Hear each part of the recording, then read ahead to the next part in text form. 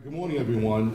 This morning, I'd like to welcome everybody to the fiscal 2019 Capital Improvement Plan hearings. This morning, we'll be going through a whole list of requests for the fiscal 2019 plan. We'll go through a ranking order process. We'll go through each of the hearings. Following that process, before that process, we'll go through the hearings. Hear from all the various department heads as to what they're requesting for this year, and then we'll put them in rank order and then come up with a funding plan. So first of all, I'd like to introduce the members of the Capital Improvement Plan Committee. Starting from my left, Roger Hill, who represents the Department of Public Works. Chris Mitchell represents the Board of Selectmen. Myself, Bill Keegan, Town Manager. Amy Bertos, Superintendent of Schools, and Bernard Dumont, who's the Chairman of the Finance Committee, and Randy Scollins, who is the advisor to the committee. So good morning, everyone.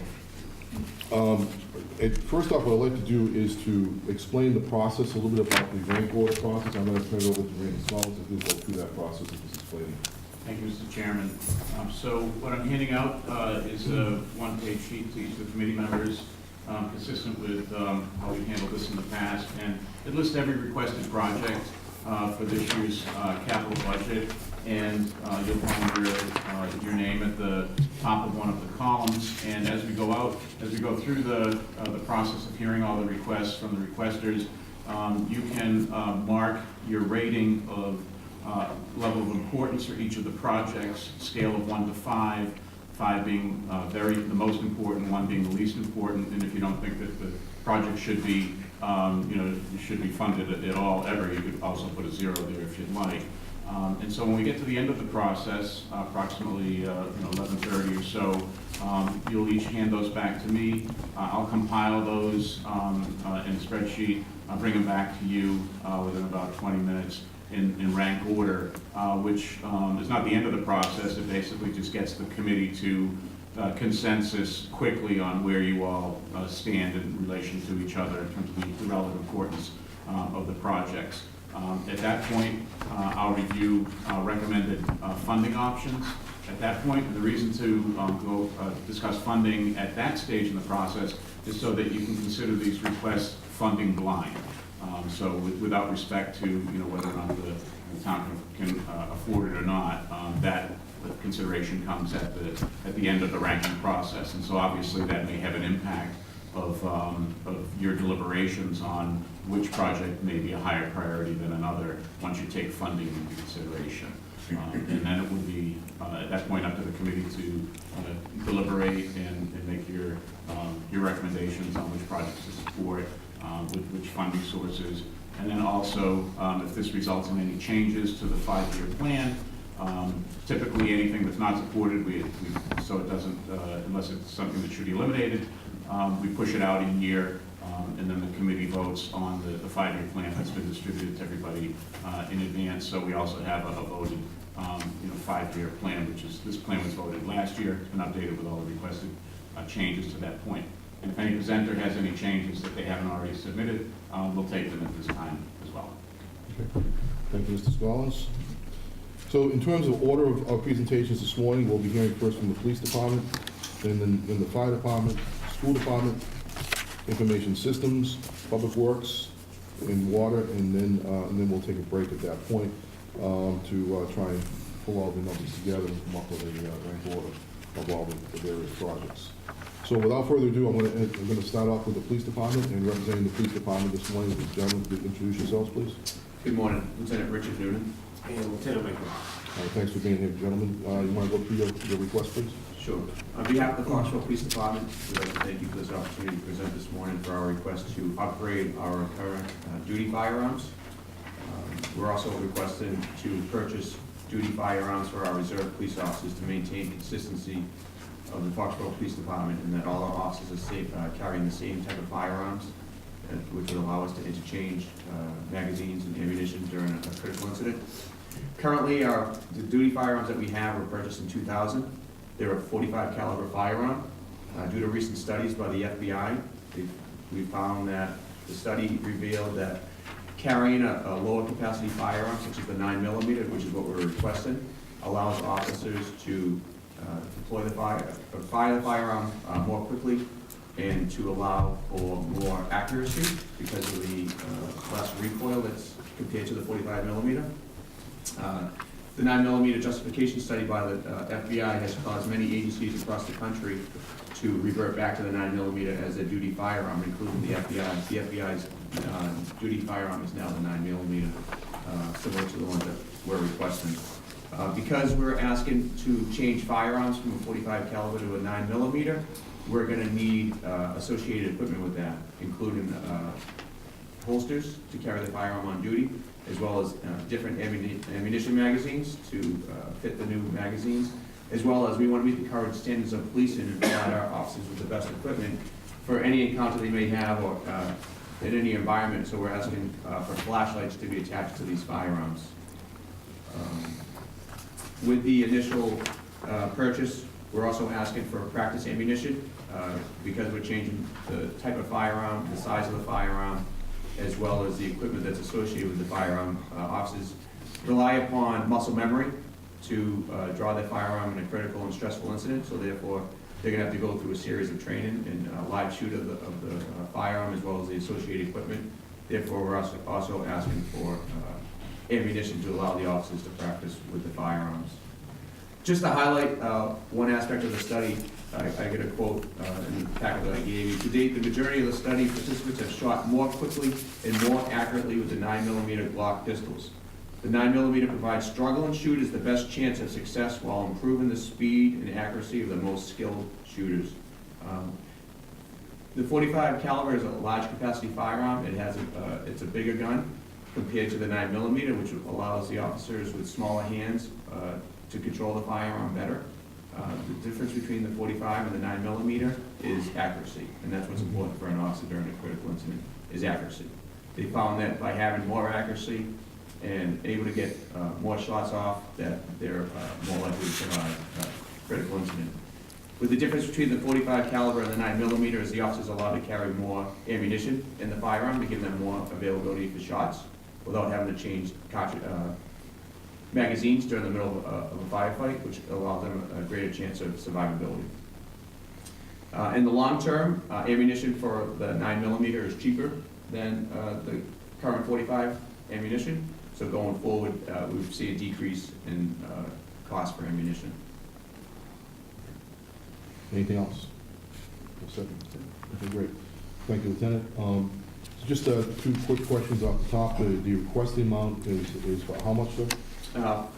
Currently, it's $40,088. Okay, great. And which is just a little bit different than what we have here listed. So we have 40, 80, 97, so we'll make that change accordingly. And that represents how many weapons? It's a total of 78 weapons, so that's 70 weapons, duty weapons, which would staff the full-time police officers, the reserve officers, and allow us to have 5 weapons in reserve in case one breaks or we have to take one out of service. We can immediately give another officer back another firearm, and that also includes 8 what we call administrative weapons, which are smaller size weapons that we can use for undercover operations. Okay, thank you. I'll open up for questions from the committee. Anyone have any questions of the request? Looks like you're trading in 57 Correct. weapons. So currently the force has 57, or are you keeping some of them? We're not keeping any of them. Okay. So 57 to 78, what's the increase? Is it the reserve officers? The reserve officers, correct. And we also have more administrative firearms that we're turning in. Currently we have 2 administrative firearms. We're going to go to just the one smaller 9mm. But right now, all the reserves have different are authorized to carry different models, different types, and different calibers. So if there was a critical incident where we needed to exchange ammunition during a firefight, it wouldn't be able to happen because you can't put a 45 in a 9mm and vice versa. Okay. All right. Is there any value to the trade-in for the 57 weapons? Any value to, is there any offset of the cost? Yes, it brings it down to, for a good portion of the, for 41 of the firearms, we're only paying $100 for the firearms. It's almost, it takes About 17 or 18,000 in trades, it looks like. Okay, great, thank you. Anyone else? Any other questions from the committee? Richie, what do they do with the weapons when you trade them in? I'm sorry? What does the person or the outfit that you trade into do with the 45 caliber weapons? It's a licensed gun shop that meets the Massachusetts authorized dealers, so I'm not certain what they do. They can either destroy them or turn around and resell them to other police departments or other licensed holders.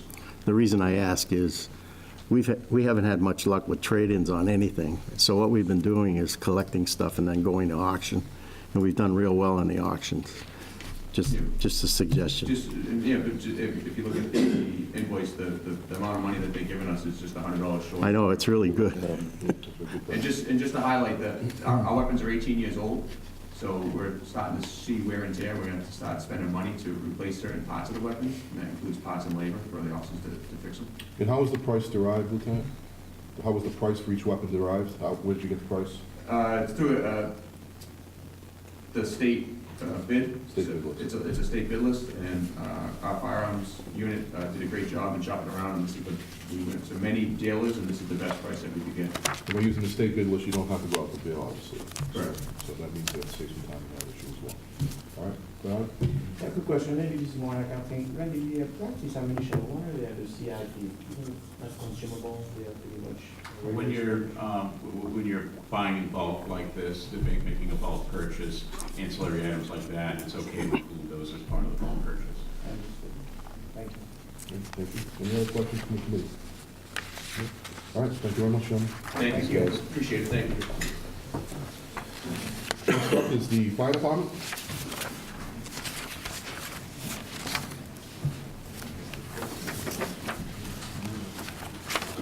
Just, I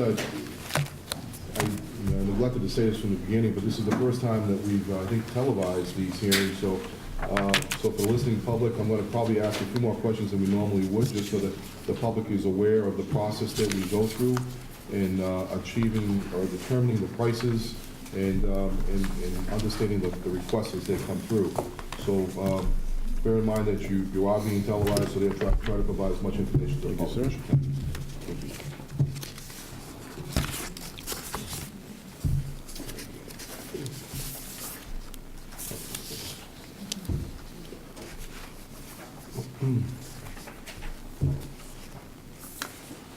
So Chief Hatfield, do you want to have Yes, any opening absolutely. comments? Good morning to all of you.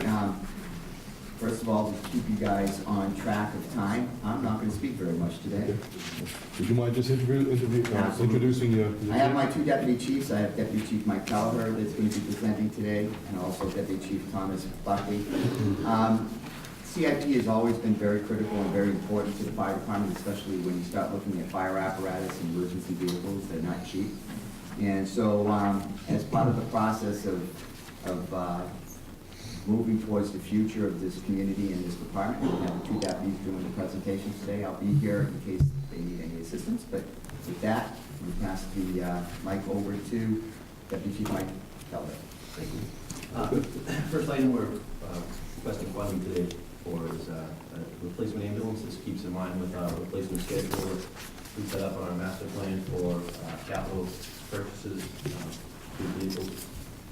The current ambulance we're looking to replace is 9 years old.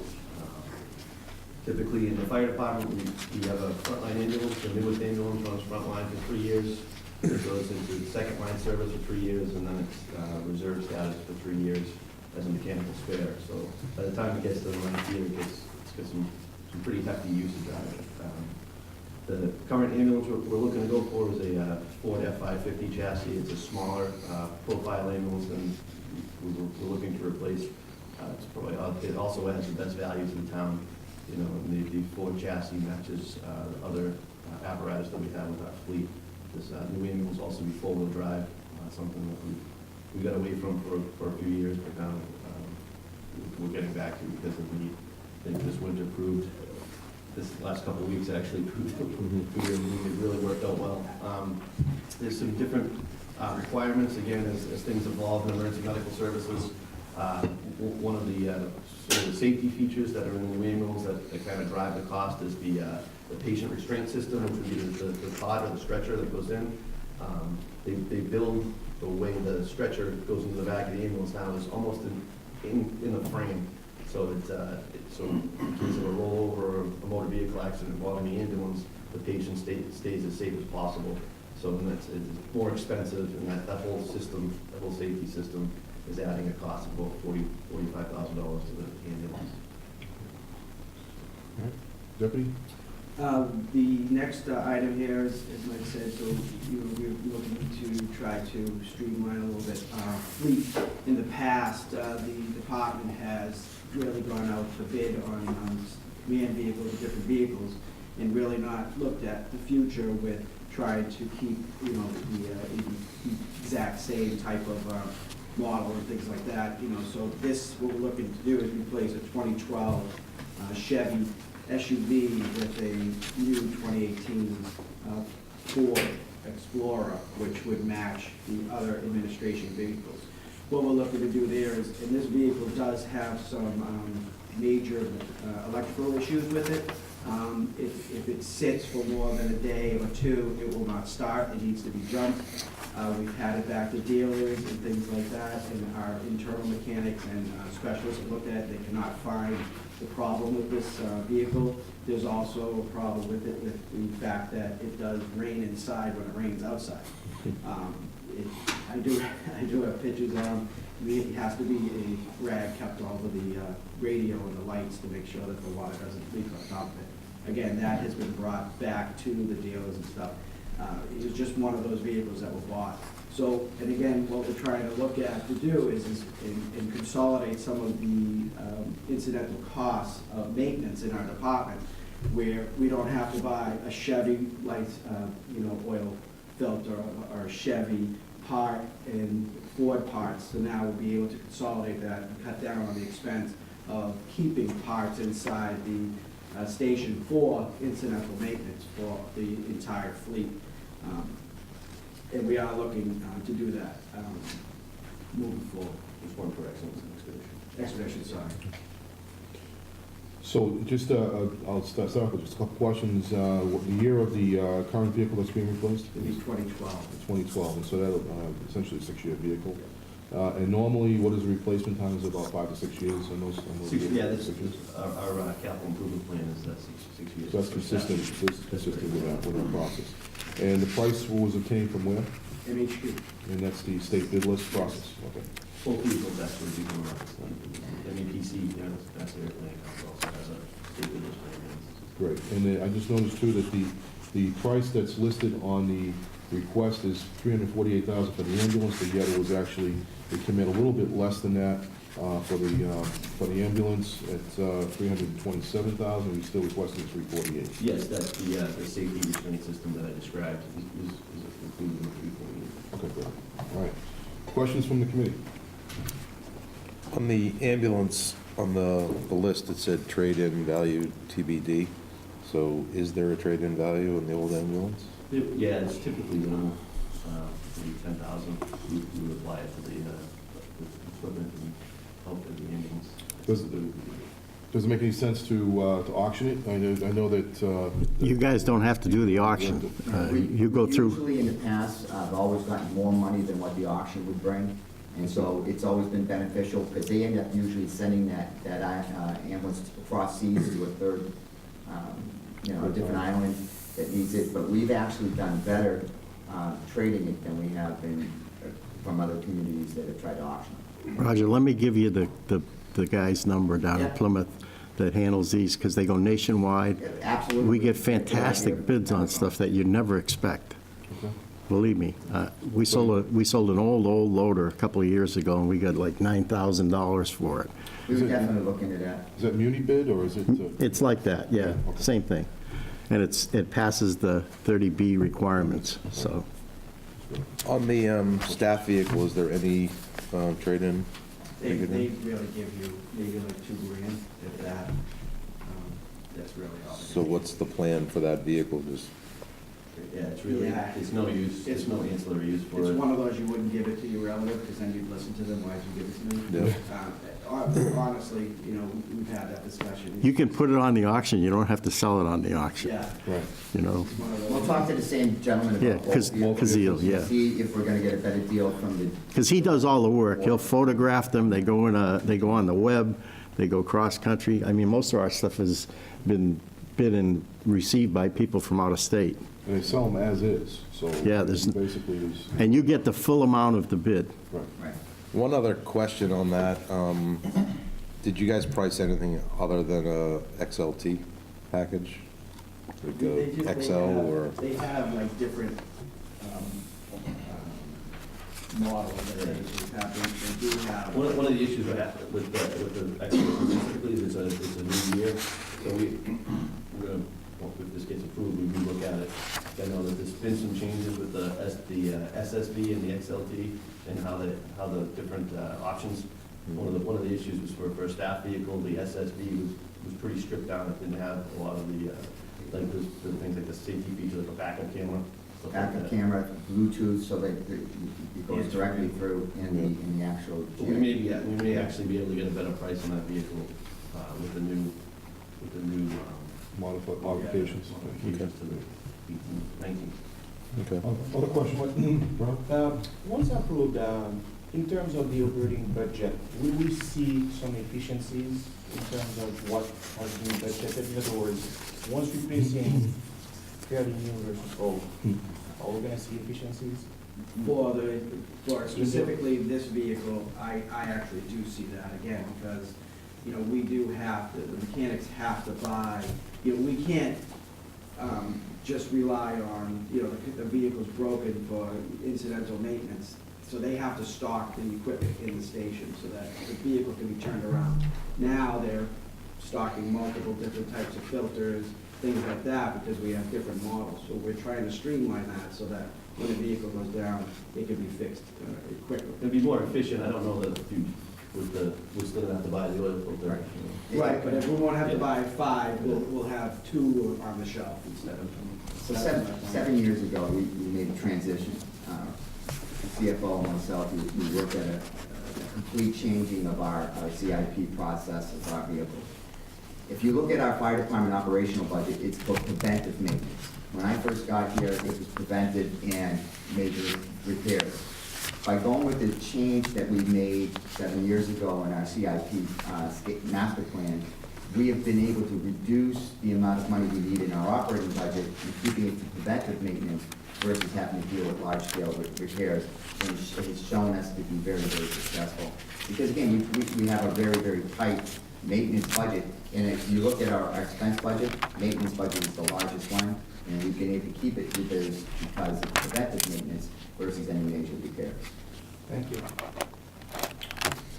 So is that it for your items? We only have one left, but I'm not going to really talk about it. It's in your package. It's been in your package for over 9 years. It's to give you folks, as part of the CIP committee, information that you need to look at when you're building your master plans, and that's about the substation. We're not looking to get the substation done today, tomorrow. It's something that you have to look at as part of your procedures as a CIP committee, of what your long-term and short-term planning is going to be, and we're coming up on it. It's been a discussion item for a long time. It's something that I would hope that you guys would continue to consider in your future. But we did put that in your package. It's there just to keep it as a benchmark, if you want to look at it that way, of what our future needs are going to be. It may be appropriate, Chief, if you wouldn't mind, and Deputy Chief Keller, Deputy Chief Buckley, to talk a little bit about the land piece that's actually included in the warrant, so that even though it's not part of the capital process per se, because it's really, there's no cost associated with this item, but it is tied to this particular issue, so why don't you just explain? I'll talk a little bit, and then I'm sure if I miss anything, Deputy Keller will jump in. As we've been talking about since the day I got here, is that we always want to be able to be planning for the future. And, you know, as the fire chief, that's my job, is to educate everybody in the community and all of the town leaders on what our needs are. This substation has been discussed for a long time. And so when you've had that much time to think about your master plan, you're always trying to figure out how are you going to do it without making a large impact to the community. And when you look at a substation, you're talking about building blocks. What are those building blocks? They're going to be personnel, staffing. They're going to be apparatus. They're going to be land, and they're going to be a structure.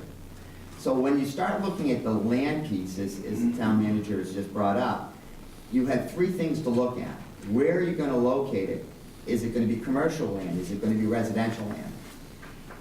What's it going to be the impact to the town? Is it going to cost you money for the land? What is it going to impact in regards to the tax base that you're going to lose by taking that piece of land off of the tax, building process? So when we start looking at land, we say, okay, where's our biggest needs for now and in the future? We start looking at factual statistical data, being response times, looking at call volume. Then you start looking at what land does the town already own? Because again, that's going to save us from having to buy land. And it's not going to impact taxation of that land. And then after that, if you can't find any town land, it's what state land's available. And that's how this piece of property that we're looking to get the state to turn over to us, right, for free, is all about.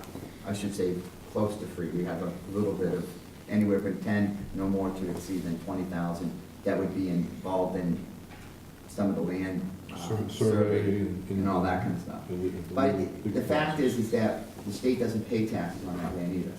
So it's like having town-owned land for your future. Future is the big key here, fire station. And that's what that project and that article is all about. Any questions from the committee on that, just before we move on? Did I miss anything? One thing on the land piece, if we do acquire the land from the state, is there a time on it? Like, if we get it, we have to build it within a certain amount of time? So we could wait 10, Yeah. 5, 10, 15? I would hope it's not 10, but I yeah. think it took us 20 years to get the station where it is. Yeah. So is it fair to say this is more of a strategic move? It is. It's a building block. And again, we're trying to be proactive as the fire department, as a community, of looking at our future needs. It's all about master planning. And if we could do it with the least amount of impact to the town, it's a home run. And that's what this is. It's trying to just make sure that we're being proactive and looking at ways to save money for everybody in this town. One other thing on the land, does it have to be used for a fire station? Yes. Okay. So, The state wouldn't hand over the land just for any purpose. Okay. It's a great story for the legislature because that, the area we're looking at services the two major interstates that intersect in our town. Yep. And I think it's a favorable story for the legislature to vote on that and give us that, I think. Now, in the event that if the land were to be given to the town for that purpose, and for whatever reason, the town decided that we have a better purpose to use that for, we'd have to go back to the legislature to ask that Exactly. permission to change the use, otherwise we'd have to just go back to the state. exactly. I think it's, like Mike said, it took us 20 years to get the station that we're in today. I think it's, again, we don't need to build the station tomorrow or anything, but we've been working really for 3 years just in this process getting to this point. If we could just get that land, it just sits there, so that if something comes down that, all right, we're gonna do this, that's out of the equation. We have the land, this is where it's gonna go. Then we can move forward with funding for the building and things like that. So that's really why we're sitting here today and asking for that. All right. The wheels of government move slow sometimes. Any other questions from the committee? All right, thank you, gentlemen. Thank you. Thank you. Just for our, do we have to rank that one? Should we be ranking that one for? You could rank that? Yeah, it won't be considered in the funding Yeah. consideration, But it'll get it but in at the least queue. it'll give the committee a sense of itself, how important, what level of importance it's placed on. Okay. Great, thank you. All right, I'm looking at the agenda here, we're actually a little bit ahead of schedule, so I know that next up is the school. Amy, are you prepared to move forward, or would you rather prefer to wait for Rather wait till he's here. All right, we could probably go on to information systems, since Aaron is here, so we can maybe do that, if that's okay? Sure, for the town. Yeah, Town sure. information Yeah, system. yeah, come on up. Good morning, Aaron. Aaron Heyer is the Director of Information Services for both the town and the school, and welcome. Good morning, how are you? I'm good, how are you? Good. Just gonna switch gears here a little bit. So just to be clear for the listening public and for everyone who's here, there are actually two pieces of information with respect to information technology. One is for the town-wide systems, and the other one is for school technology. Here, at this point in time, we're moving ahead to an item that's actually at the 9:50 slot, but we can take it now because we're a little ahead of schedule. And this will be for the town-wide systems, is that correct? Correct. Okay. So why don't you go ahead and try and describe what you'd like to achieve? Yes, so for the past several years, the town has submitted a capital request to make capital improvements in the area of information technology, including software systems and the peripheral support and network infrastructure required to increase operational efficiency and business continuity throughout the town.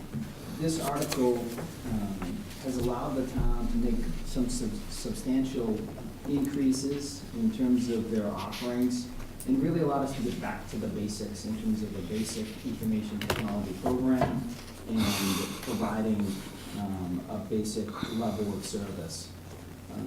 As we continue into this plan and asking for this year's request, we begin to expand amongst that program and be able to continue to increase the functionality of our network.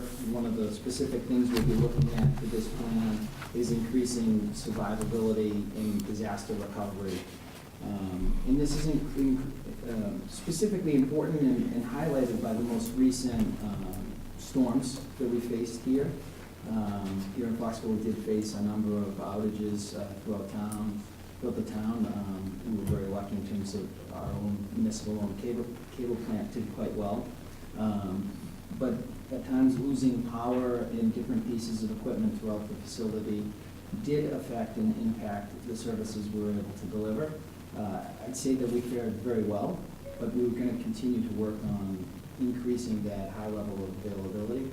Also, Can I just interrupt for 1 second, Aaron? You mentioned that it's the town-wide cable or internet connection. Perhaps you could just explain that for the public's benefit, that we actually have a connection town-wide, and that fared very well. I think when you're referring to town-wide cable system, it's actually Comcast or Verizon, or is it Comcast? Well, So this system is actually our system. this is our system. So the town actually operates. We act as our own provider in the area of fiber optic networking. So the town, through previous capital plans and through budget contributions, various departments, has built out over the last 10 years. Prior to me, 10 years, has built out a highly redundant fiber optic municipal-owned network. This network is the backbone in which we build upon to connect all of our school buildings, all of our town buildings, all of our public safety operations, and really be able to leverage shared services, but also to build up the high level of availability and redundancy that we have and that we'll continue to build on. This project serving as a gateway, for instance, to the town-wide phone system project, which we implemented a number of years ago, 3-4 years ago, which allows both the towns and schools to consolidate phone systems in a way that's still highly available, but saving the town quite a bit of money in deduplicating needs that would be required without this high level of connectivity. So instead of buying a phone system for the school department, for each school and each town building and town facility, we're able to buy one phone system that could scale from 10 handsets to 100,000 handsets and provide that service throughout the town at a much better capital expense and then also at a much lower operating expense as well. So greater value overall. Excuse me, I would say this broadcast itself, Foxborough Cable Access, also leverages our fiber network too. Yeah, so in Foxborough Cable Access has actually been a partner in this project as well and has made some financial contributions to help support this build out of the fiber network as well, because they use this to broadcast from the high school. They use that system to broadcast from the high school here, and many of the school buildings and the library as well. Thank you for that clarification. Thank you. So, but that network, it is an aerial construction plan. Most of it is out on the telephone poles in the intermunicipal space. And it is susceptible to storms, and car accidents and things like that. So we're able to plan for, unforeseen, weather or accidents and build in some redundancy through the use of equipment and the way we deploy it. So we're gonna continue to do that. Again, we did very well through these storms, but I think, there's an increased awareness in light of the storms to maybe some areas where we could continue to improve as well. All right. Is that it for the presentation? Yes. Okay, great. Any questions? In terms of use, which department or area would you say are the most user of course, the school system is here too, but big picture, in terms of use, who would you say is the most frequent user, most user of the system? So in terms of the system, I think, I was just going to say, the genesis of the fiber optic network was when we replaced our financial systems back in the beginning of 2008, because we wanted decentralized access to financials to all the departments, in the town, schools included. We included the investment in the fiber network in that project. So, my response to that question would be every department uses the network. If you would say heaviest, everybody uses it for their payroll and expenses, but water and sewer, the water enterprise uses it heavily, and as does the school department, finance department, public safety leverages it quite a bit as well. We have a connection that actually goes up to the stadium, so it's pretty broad-based. Okay. But if you're talking, Bernie, about the $100,000 request itself, Right. that's really done very similar to what the school does its side. What Aaron does is basically goes out and assesses who needs upgrades. So we don't go and upgrade every computer in the district on an annual basis or on every 5 years. You're in a cycle of doing it. So you now built the same cycle that's been the process for numerous years on the school side, so that you don't get hit with this major $1 million hit down the road at any point in time. You're constantly building and improving what you currently have. So this year it might be police, next year it might be DPW, the following year it might be, another department that they're cycling through to do their upgrades, as well as keeping the network and the storage and stuff up to grade at all times. in terms of the fiber network too, it's not necessarily, in terms of who's the biggest user of the fiber network. As Randy said, everybody uses the fiber network. It provides all data connectivity, internet connection, or access to the internet for all department. It's the gateway for telephony for every department. So the functionality is the same. So obviously the use scales by the size of the department, but every department accesses the same level of functionality. I'd say one of the greater considerations to give to the fiber network is actually the opportunity costs that it brings. So having the network allows us to leverage and look at projects that create efficiencies or higher level of constituent services that without it we could not. And for a number of years we've talked with the DPW about potentials for using this network to deploy municipal Wi-Fi that could potentially be used to read water meters or other types of meters throughout the town, or monitor other types of equipment, and provide, for instance, a service to constituents in the downtown by having a municipal Wi-Fi service. So that's something that's been talked about, but that's brought forward or is more realistic because of the opportunity cost by the investment we've made in the fiber. So it's interesting to note that, and I can probably speak to this because I've worked in several other communities, but the one thing that's most impressive about the system here is that Foxborough clearly has a strategic plan for this, and it's been talked about for several years. There are plans where we get into looking at the replacement of equipment, we look at building out the system, we actually look at what kind of systems that we use, on a regular basis, and then we constantly evaluate them to determine whether or not it's efficient, or there are ways that we can work on improving that. So it's extremely important for everyone to know that there is clearly a plan here, and it's actually being followed, and it's actually being used quite effectively. In terms of our planning too, we presented recently this past year with the Metropolitan Planning Council in the governor's office as part of the community compact. In Foxborough, as well as two other communities in the state, presented as a best practice in this area to communities throughout the state. And to add on to that too, I mean, it looks like you've got 100,000 in this line item up and through FY '21, so it's just a continual Correct. upgrade. As Bill Constant mentioned, and improvement. we'll hear more when we present about the schools, there's a lot that goes into this. It's not just replacing equipment based on age. We keep track of equipment reliability and failure rates. And we use that data to inform us in terms of replacements, as well as evaluating what other potential needs we have. So, for instance, if we replace computers, maybe those can go a little bit longer through the replacement cycle because the reliability data looks good and the use, it's still commensurate to the use. When we're looking at other needs, sometimes we use that data to really tweak the program and make sure that we're providing the most efficient product and output. And that's why these numbers haven't changed so much.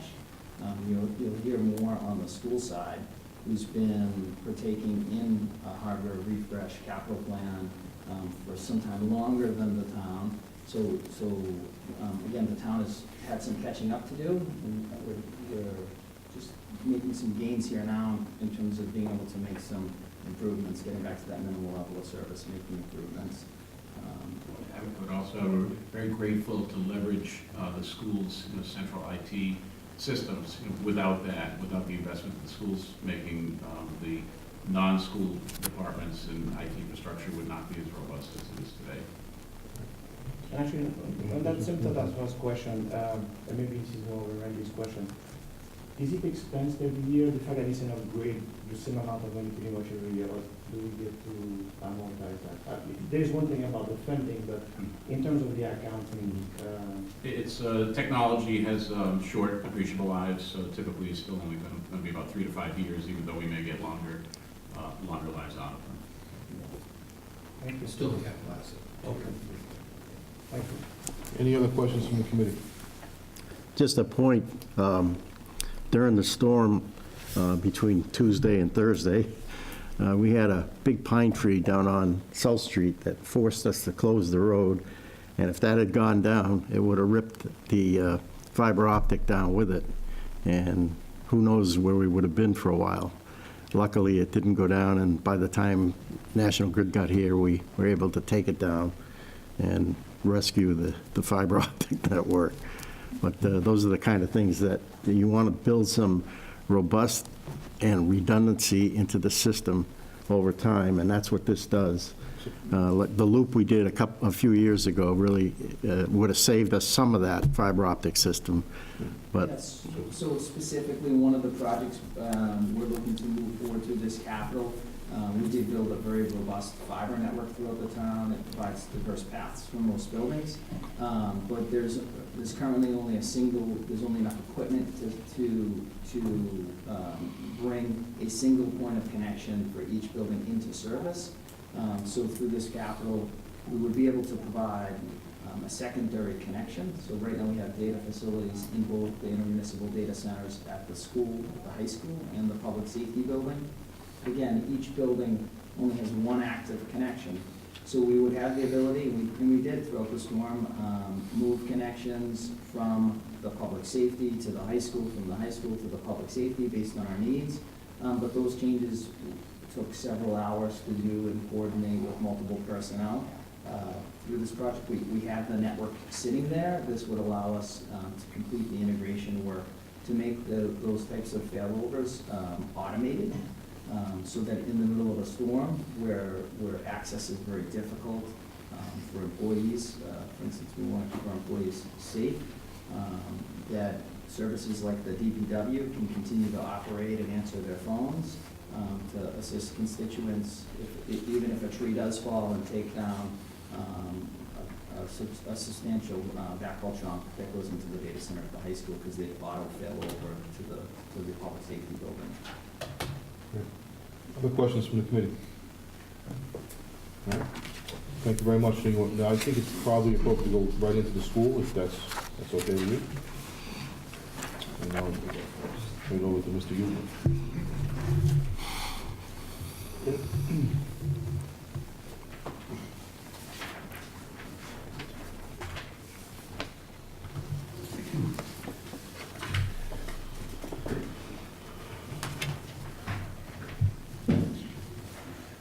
Passing out two additional pieces. One is a little bit of information from the music department on one of the articles that's in here, so you have that as additional backup. And then the second one is something that Randy and I talked about. It's the last thing we'll talk about. It's not on your current request list, but I want to bring it forward. I want it to be an article on the town meeting floor as a separate article from the CIP, but again, it's a capital expenditure of census, and it has no funding source at this point, so, but we'll go through the first group of items that you actually have from the schools. So to Aaron's point, we have been kind of on a process for almost 10 years now on the hardware and software side of upgrades within the school side of our activities. It's interesting, when this first started off, it really was just to refresh computers. And at the time, we didn't have a lot of computers, so it was a little bit easier to refresh and add a few each year. We're probably running in the 1,600 computer at this point. We have a lot of portables that we have to have on carts and stuff because of testing. It's kind of been a new pressure point for most school districts over the last couple of years with the DESE, the state's education side of it, pushing to have more and more testing done and in shorter windows. So it doesn't give us the flexibility of using a single computer lab, as an example, in an elementary school to do all our testing, because it's not enough resources to do it. So Aaron introduced a few years ago these mobile carts that basically had enough for a classroom on each cart, and we could move it from classroom to classroom so they could share it during the year, but they could share it during testing. And we've deployed a number of those at this point, which has really helped to make up our shortcomings when it came to this testing system. The advantage of having this overall thing, as we've now figured out, is, now we are fully licensed. For years, we didn't potentially have the licenses we should have had for all of our software and hardware. Aaron has straightened that all out and put us on multi-year licensing things, but again, every so many years, 3 to 5 years, you have to pay for the renewal of those licenses. Our networks, as Aaron said, we are very, very dependent on, obviously, wireless networks throughout the district now, which is one of the biggest things that everybody's pushing us for. But that has switchgear behind it. It has the actual Arrowhive devices that are throughout the buildings. They all have a life too. So everything in this environment we're dealing with has a life. Some of the lives are based on capability. As an example, the wireless network has, its speeds and capabilities have changed so much from what we first deployed 6 or 7 years ago to what we are capable of buying now, that you're looking at some areas where we have such saturation that having the newer devices makes more sense. We can reuse the older devices assuming they're still good, so we kind of change things up that way. But I would say the biggest increase that we've done over the last 5 years, 6 years that I've been here with Aaron, the last 5 years, is our network capability. And it is our data center that's in the high school, something that didn't exist in this town prior to 5 years ago. And in itself, having its own generators, having its own backup systems, UPS systems that keep it between the generator and when power goes out. We have to maintain that on an ongoing basis. As Randy said earlier, that's where Munis sits now. It doesn't sit on a separate server someplace else. So every network capability that the town has, we've kind of leveraged all of the same power structures, all of the same storage structures, all of the same network structures. And so that's why these two budgets, the one that you just talked about with Aaron and this 190, really represent what it costs the town to keep our networks up and running and current, which I think is important. What I have seen from a lot of other districts when we had conversations at the businessmen meetings type of thing is that a lot of them aren't capable of doing this, and then they end up having to come forward to town meetings and asking for $1 million or $1.5 million to try to do a sweeping change. There's a couple problems with that. Obviously, trying to ask the town for a large chunk of money in one shot. But the second thing is it's very hard to deploy all of it at one time. It takes Aaron's team the entire summer just to redeploy whatever decisions we've made for the schools during, for the year. So there's a lot of work involved with resetting computers, re-imaging them, setting them up so that they'll be, back onto the same network. When we did town hall, I think we're still doing some of the pieces on town hall as far as taking out the old computers and refreshing some of the newer ones. You're talking printer issues.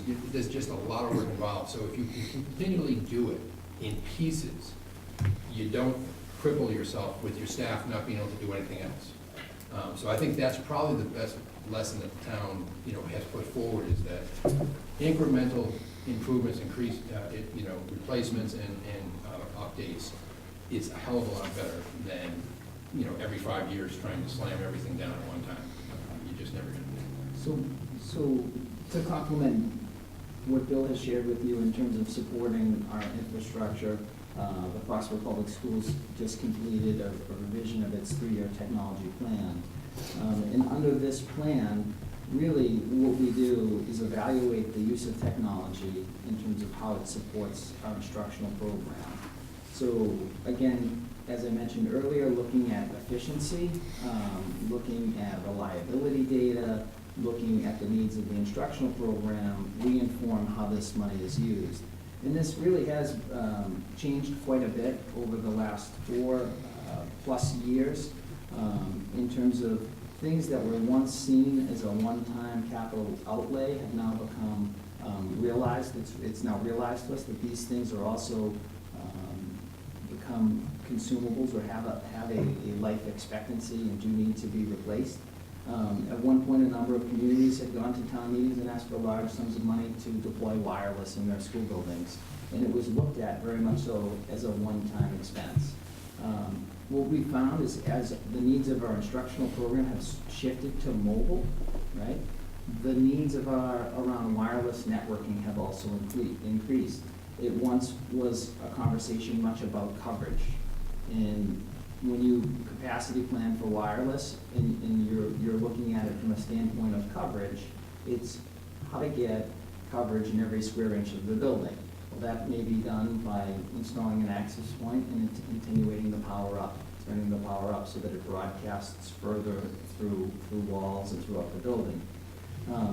Now, based on the needs of our instructional program, mobile learning has become a big part of what students are doing every single day. And whether that's using 25 laptops or handheld devices in a small area, or 30 devices or 40 devices in some cases, in a very small area, it's a very different set of needs. So now you're talking about capacity. So when you have one access point in a 1,200, 1,400, 1,500 square foot area, and you have 100 devices in that area, that access point provides coverage, but it does not provide the capacity for students to access and produce the type of educational experiences that we provide now as part of our instructional program. So through this capital, it has changed a little bit, but I would encourage you to look at it as a very, very, very good value. That at one point when this started, we were replacing computers. It very much so was a replacement cycle. We looked minimally at reliability data, but it was typically the older computers weren't meeting the instructional needs anymore, were getting replaced. Now this capital project doesn't just support computers, but it supports a large deployment of interactive projectors. Also something with the changes of technology in terms of cabling, with specifications in terms of brightness, and with just equipment failure rates have also become a replaceable item. So projectors, access points, networking equipment, which not only supports data services and wireless, but also phones and now school security and HVAC and climate control and everything that you can think of nowadays interfaces somehow with this network that we provide. But the number of items that we support continues to increase, and we continue to do it with modest increases in terms of our refresh. And that's because we really do look at the needs of the instructional program, and we make adjustments where we need to, and we look at reliability and make adjustments there. So this past summer, as part of this refresh, we added a number of mobiles to the Ahern Middle School, for instance, and we end of life. We brought offline older failing equipment, desktop equipment, and we reconfigured the building so that there weren't as many desktops necessarily in each classroom, but there was more availabilities of mobiles. And that's because that's what was that was the need identified in terms of matching the instructional program. So you say mobiles, they're more laptops or they're Laptop. tablets? Laptop or tablet devices. Other questions from the committee? I have a question. In terms of technology readiness, I'm not sure if you'll be able to answer this, but how would you say that we compare to other towns in the state, based on what you would know? I think we fared quite well. I think that technology is an area that education struggles with, and partly this is due to short life cycles, of technology. We do a very good job in Foxborough in terms of identifying a need. We have a very purposeful implementation process and methodology. We identify a need. Okay, we want to remediate, student provide additional remediation or engagement around math. This is the curricular program which supports the development of those skills and increases student engagement. This is the need, and this is the solution, and then identifying a product, maybe if it's technology, to support that need. And sometimes I think schools or education, they're quick to identify a technology and then find a perceived or prospective use for it, okay? So we're very purposeful about how we buy technology. Because of that, we avoid a lot of fad technology. There's a number of schools, and I'm not saying that iPads, for instance, aren't incredibly powerful educational devices. They are, we use them ourselves, but we have a very purposeful need, and we've identified needs in which we use them.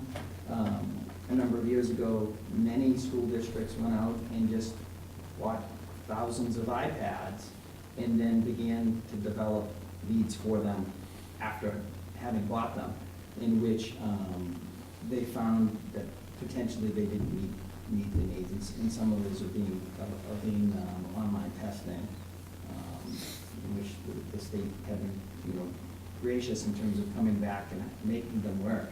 But in terms of providing students with online testing experiences, for instance, the iPad is probably not the best solution.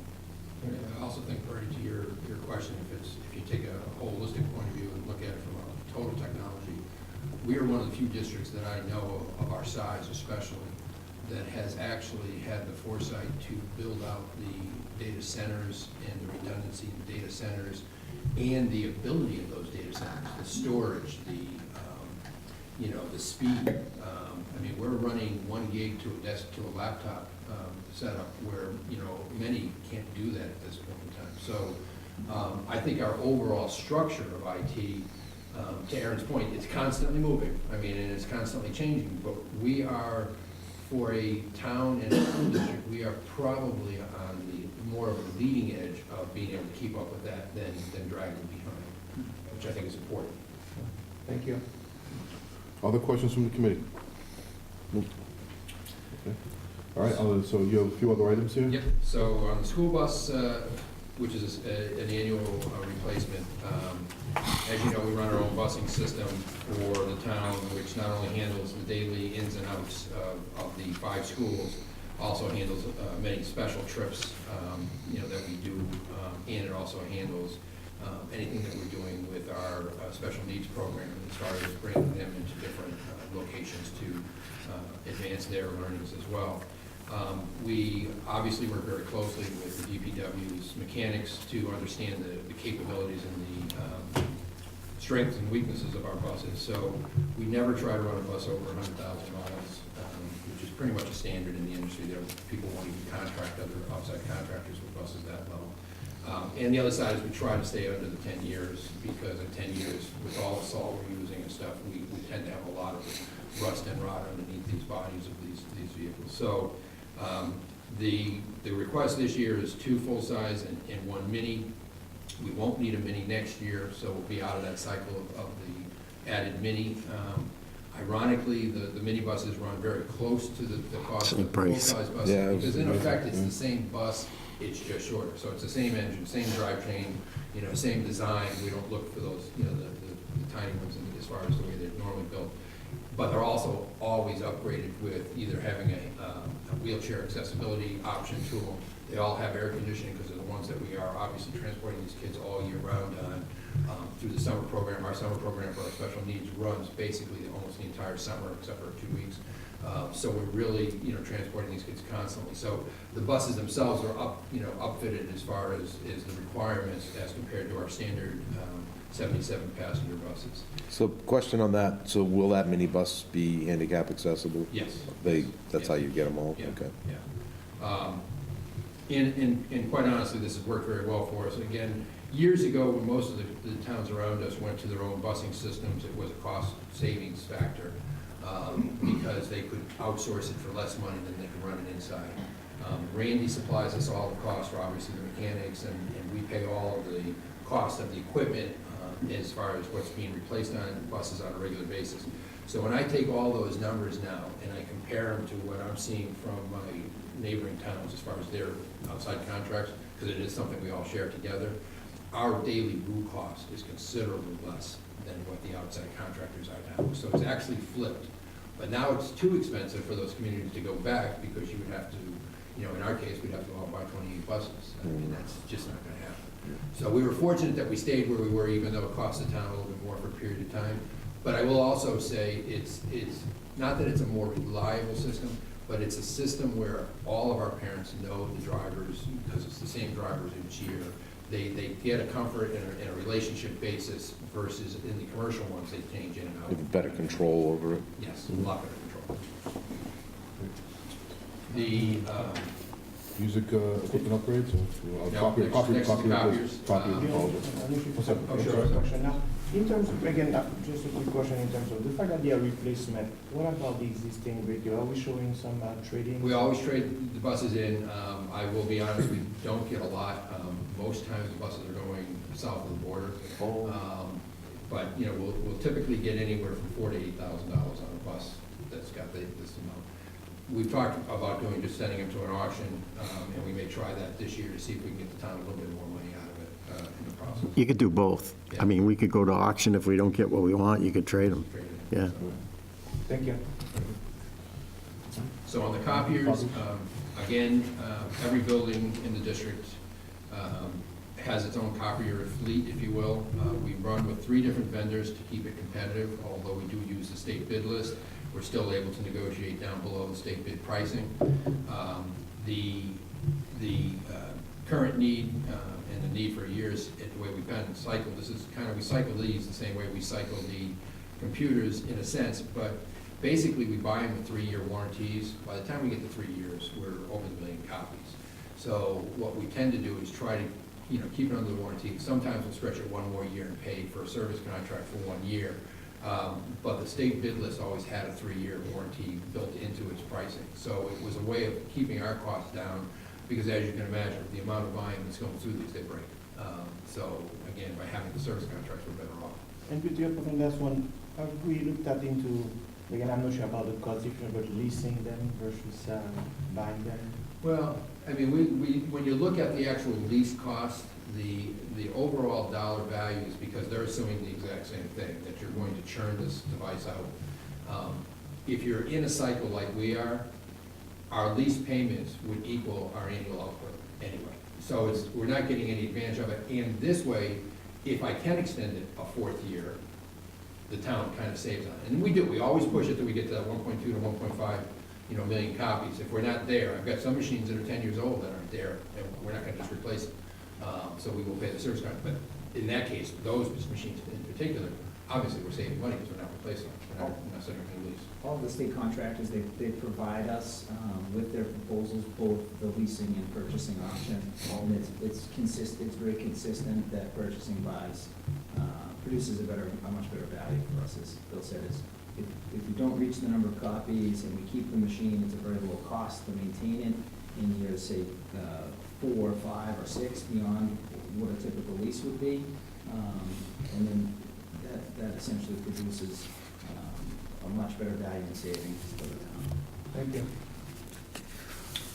Music upgrades, or anybody have questions? So music upgrades, something probably most taxpayers don't realize, but the school department has in its band equipment, probably close to $300,000 worth of band equipment that we maintain and that is used obviously on an annual basis. We have a very robust music program, which means many of our students are involved in it in one way or another, depending, it could be jazz, it could be, regular band, it could be a number of different concepts there. So they do a great job. We do have a maintenance budget that tries to refurbish equipment as we go along. But obviously, as equipment gets older, when you get to the 15 to 20-year life on some of these things, there's not much left to really refurbish. So what I asked, Cammie, our new, the new band thing, was to basically go in, and I've been working with Steve, we've done a full inventory of all their items and kind of aged them all and valued them all. That's how we know basically what they're all worth at this point.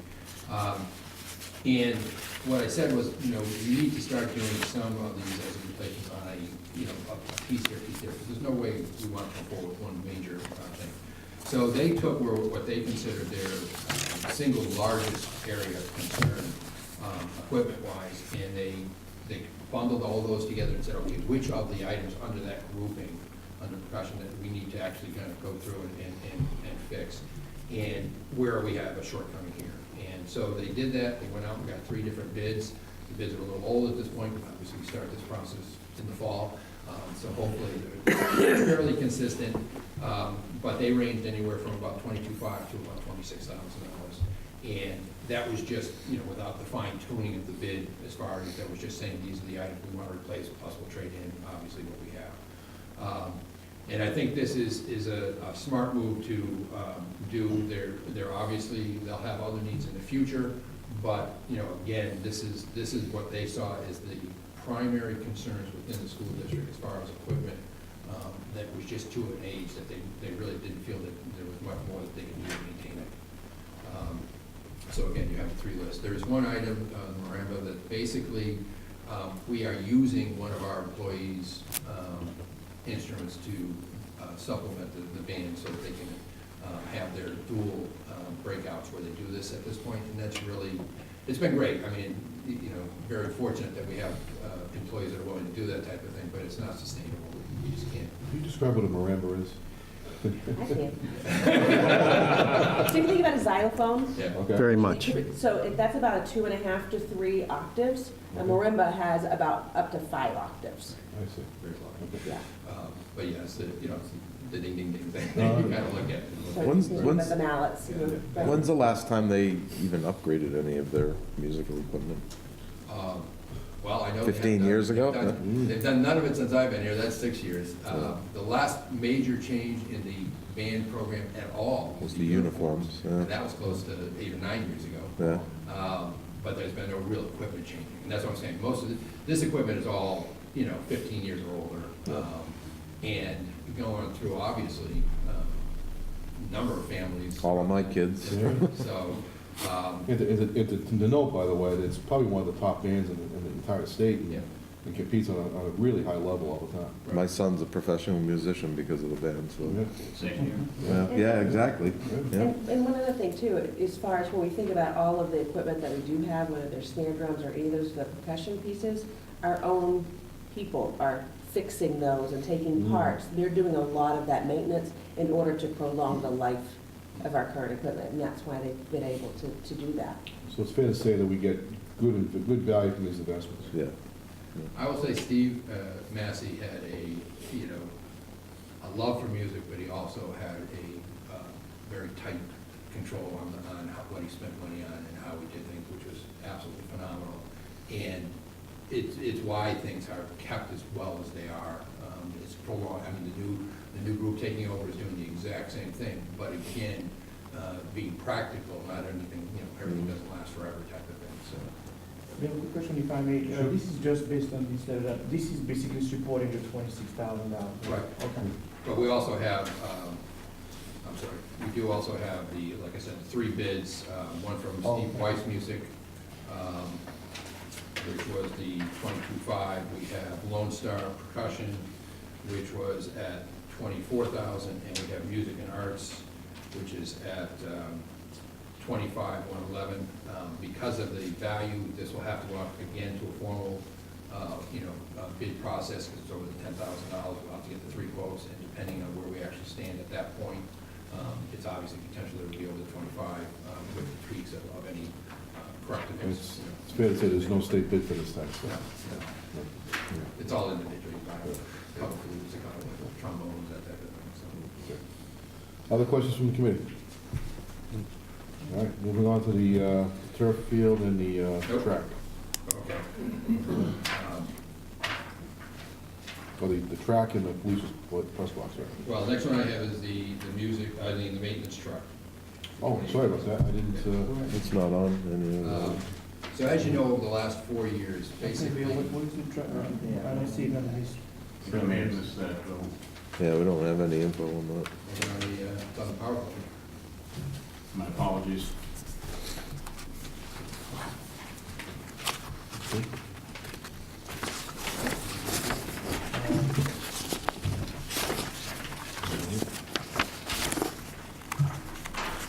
Just go to the page of PowerPoint.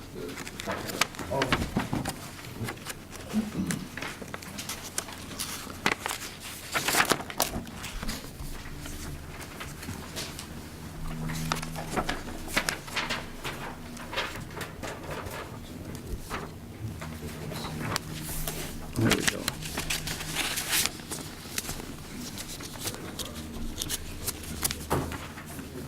So basically, this is the pickup, the last pickup truck that was a hand-me-down from the DPW years ago. It is a 20-year-old bus, or pickup truck at this point in time. Over the last 3 to 4 years, we have replaced all of the pickup trucks and vans on the school side through the CIP process. Some of them we actually used funds that were on the school side to make the purchases. Again, this one at this point, I think Adam would be the first one to tell me that more than lived my life on this one as far as its condition. And in order to, it really, one way or the other, even if this doesn't get approved, this one will probably have to come off the road by the end of this school year. It's just, safety-wise, it's just not the greatest situation. So that's why we came forward with this. It would be a basic one. It wouldn't be, a plowing vehicle or anything else like that. But it is the one that moves between all of the fields, all of the equipment we need to move, on a regular basis. And,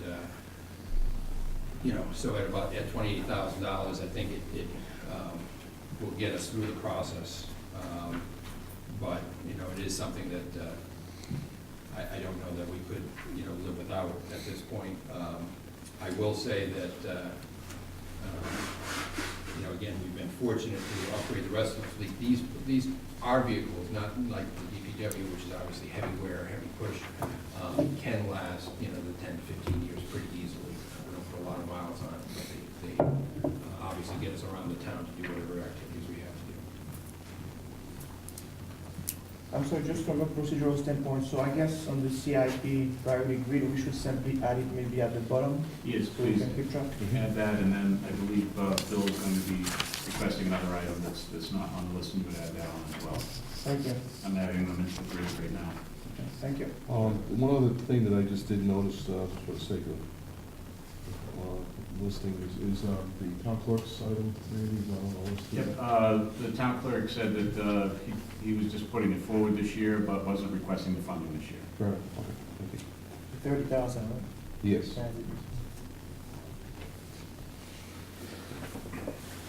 Okay, anything else? Okay, we'll go on to the field. Sure. So, best I can, I guess. This will give you an idea of what the concept was for the turf field. As you know, in the green is the turf field that's actually been installed. This is the parking lot, and the school is off to that side. We did, a while ago, there was the Sam Burns Memorial area that was put in, which has the flagpole, and right next to it was the scoreboard that was generously donated by one of our residents. And we also have done the lighting on the site, which was a combination of donations and town funding. And we brought in our own power plant effectively down there to supply power to this entire site. So those items have already been done. The area in the pink is the 8-lane track that we've been talking about, and the area in the blue would be the grandstands that would be added as the next two features to this. The orange area is the concession, which we have the funding for already. We've got our architectural plans completed and we're out to bid right now. It would be, obviously, if the process moves forward, it would be advantageous to put the two together on a bid process, because obviously we have site work and excavation work to do. If not, the concession stand will move forward anyway and get built this summer. So, but this is kind of the idea of the final project for the town. Would basically be everything in one site, 8-lane track, turf field, the ability to run events, whether it was competitions, because obviously now with the grandstand you can do that, and the rental money all goes back into a fund that's strictly for the replacement of the turf field itself. Concession stands are obviously huge for all of our boosters clubs that do a lot to support, all of the sports that we do. You'd probably be surprised, but I would say on an annual basis is in excess of $100,000 that the boosters clubs are actually paying for different parts of the athletic program, whether sometimes it's them buying additional uniforms or paying for additional coaches or bringing additional equipment. Sometimes even just doing upgraded buses to a tournament type of thing. So that's what they do. And their way of raising funds is obviously has been in the past to run the concession stands and stuff. The concession stand also would have two bathroom facility setups, so that the general public would now have on-site bathrooms that we would maintain. And that would obviously give us the true ability to rent this without having to leave our school buildings open, which is kind of a suspect issue when we talk about security. You're going to buy sewer capacity? Yeah, we're gonna have to. Roger's smiling. Any questions from the committee? How much is in, oh, go ahead. Go ahead. In terms of, I'm looking at all of our school system, at the Ahern, we have the CPU complex already, so how? So at the Ahern, we have a natural grass complex. The track is a 6-lane track, which we, the school department refurbished 3 years ago. Obviously, we were fortunate that the condition of the track was good enough that we could get away with the refurbishment. It wasn't cracked or crumbling. So again, trying to maintain it to get as much life out of it as we can. The bleachers, some of them are old and will potentially have issues down the road. Some of them are relatively, are newer. Let's put it that way. I won't say they're new, but are newer. So they will last. I don't ever see that turf field going away. The town has needs for fields in general.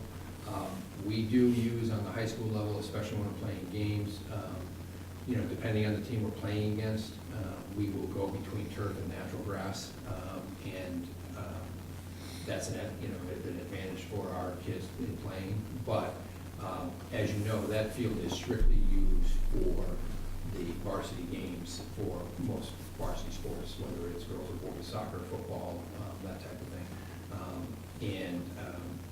Its concession stand does not have its own bathroom facility, so we have to have the the middle school open in order to have events over there. And it's marginally within where you're supposed to be when you have bleachers that way. You're really not supposed to be that far away from facilities. So that's why the new concept was a total concept where everything would be self-serving within the grounds of the church. Other questions? Yeah, you had mentioned the rental account and the replacement, so where is that field now? It's been in existence for 5 years, so where is the field and? So because we've had virtually just the ability to rent just the field, there's only about $5,000 in the account. Realistically, we need to have about $500,000 in the account to replace the field. The fields, depending on how well you maintain it, will last 10 to 15 years. So we could have another 10 years out of that field if we stay on it the way we are, grooming it, keeping all the stuff out of it, and then refreshing it, which we do have the equipment and materials to refresh. We actually have Sprint Turf, which was the company that was the manufacturer of it, coming out to do a full analysis of it to see what do we need to do to upgrade it at this point ourselves, with additional feeds and additional grooming and stuff like that. So we will continue to do that. That's our responsibility on the maintenance side. But again, trying to build that account so that there is, it can be self-sustaining. It will never be self-sustaining as it stands today. Would it, with this improvement, within 10 years, would we have $500,000 in that account with rental fees? I don't know that you'll have $500,000, but I think you'll be, a long ways towards that, because we were always contacted for, people wanting to do tournaments, and the second they find out we don't have bathroom facilities and we don't have grandstands, it's like, well, what tournament are we gonna do?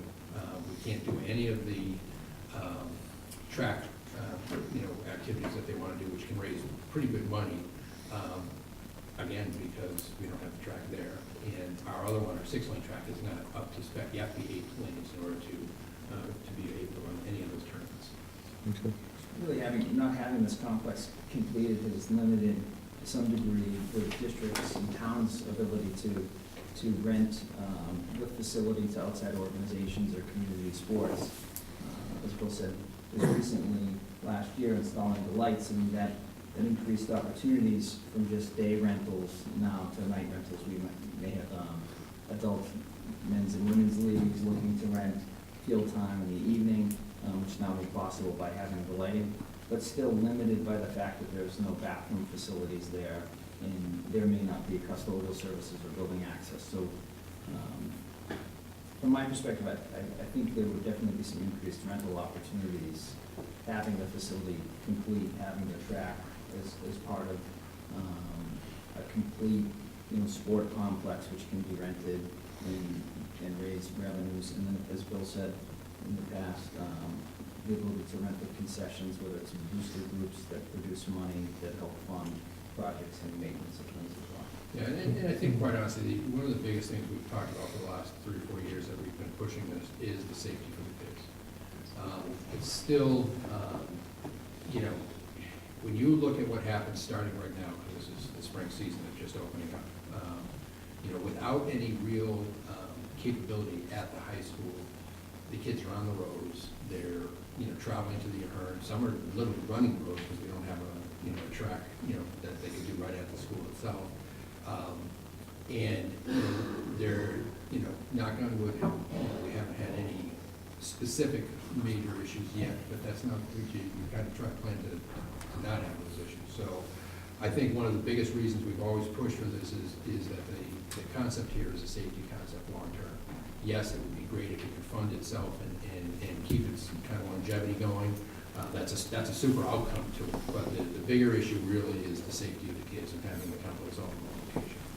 And to this, maybe more from a perspective standpoint, but perhaps you could help us understand, to your point as far as this has come up so much, the fact that it has been being pushed all the time. In your opinion, why there seems to be always controversy among those 2 points? Well, I think it's, I guess maybe to your original point, it's a little tough because we do have a complex today. If you had no complex, then there'd be less debate about it.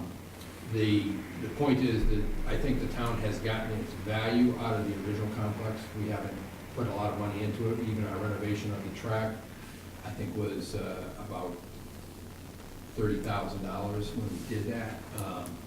But, you know, we've been trying to maintain things, I guess, is the way I look at it, with the kind of the foresight that hopefully that this would be the final thing that would actually move over and give us a final solution. I think there's a divided issue here. I think if it got to town meeting, quite honestly, it hasn't gotten to town meeting, but I think if it got to town meeting, even if you guys disapproved it, if it got to town meeting on a warrant article, I think it would be approved, because I think there's a number of families and people in town that look at this as a real resource to the town, but it's never made it to that point yet. So that's why, quite honestly, I welcome the separate warrant article for this. I think it should be. It's a big enough item that the taxpayers should have the right to discuss in public. If they vote no, they vote no. If they vote yes, they vote yes. But, you know, I know at one point in time, there was a big conversation about, you know, why didn't we try to do this through fundraising? Well, we did fundraising for the concession. We did fundraising for the lighting system. We did fundraising, in effect, for the turf field itself. And it saved the town hundreds of thousands of dollars in the way we did that process. But, you know, you're talking $1.1 million. We tap the well for every taxpayer in this town through all kinds of fundraisers on a regular basis. And what's the difference? Is that a tax in a different way? I mean, to me, that it is. It's the same thing in a different concept. You know, I'm asking you to give me money as a sponsor, or you're paying for it through a community support. And but if I may be more specific, in your, when I say opinion, but is it more the funding or the use?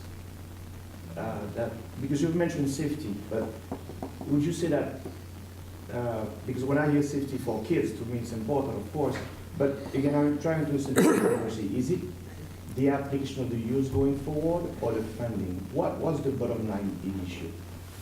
In addition to the fact that we got... I don't think we were in a good position last year financially to be able to do this, because there was a lot of priorities we all had, whether it was DPW, schools, or whatever, that basically pushed this below the line anyway. So it wasn't a funding source. I think usage-wise, I think the thing that I kind of get a kick out of is, you go look at the Ahern today and it's tracked. It's used every day, all day.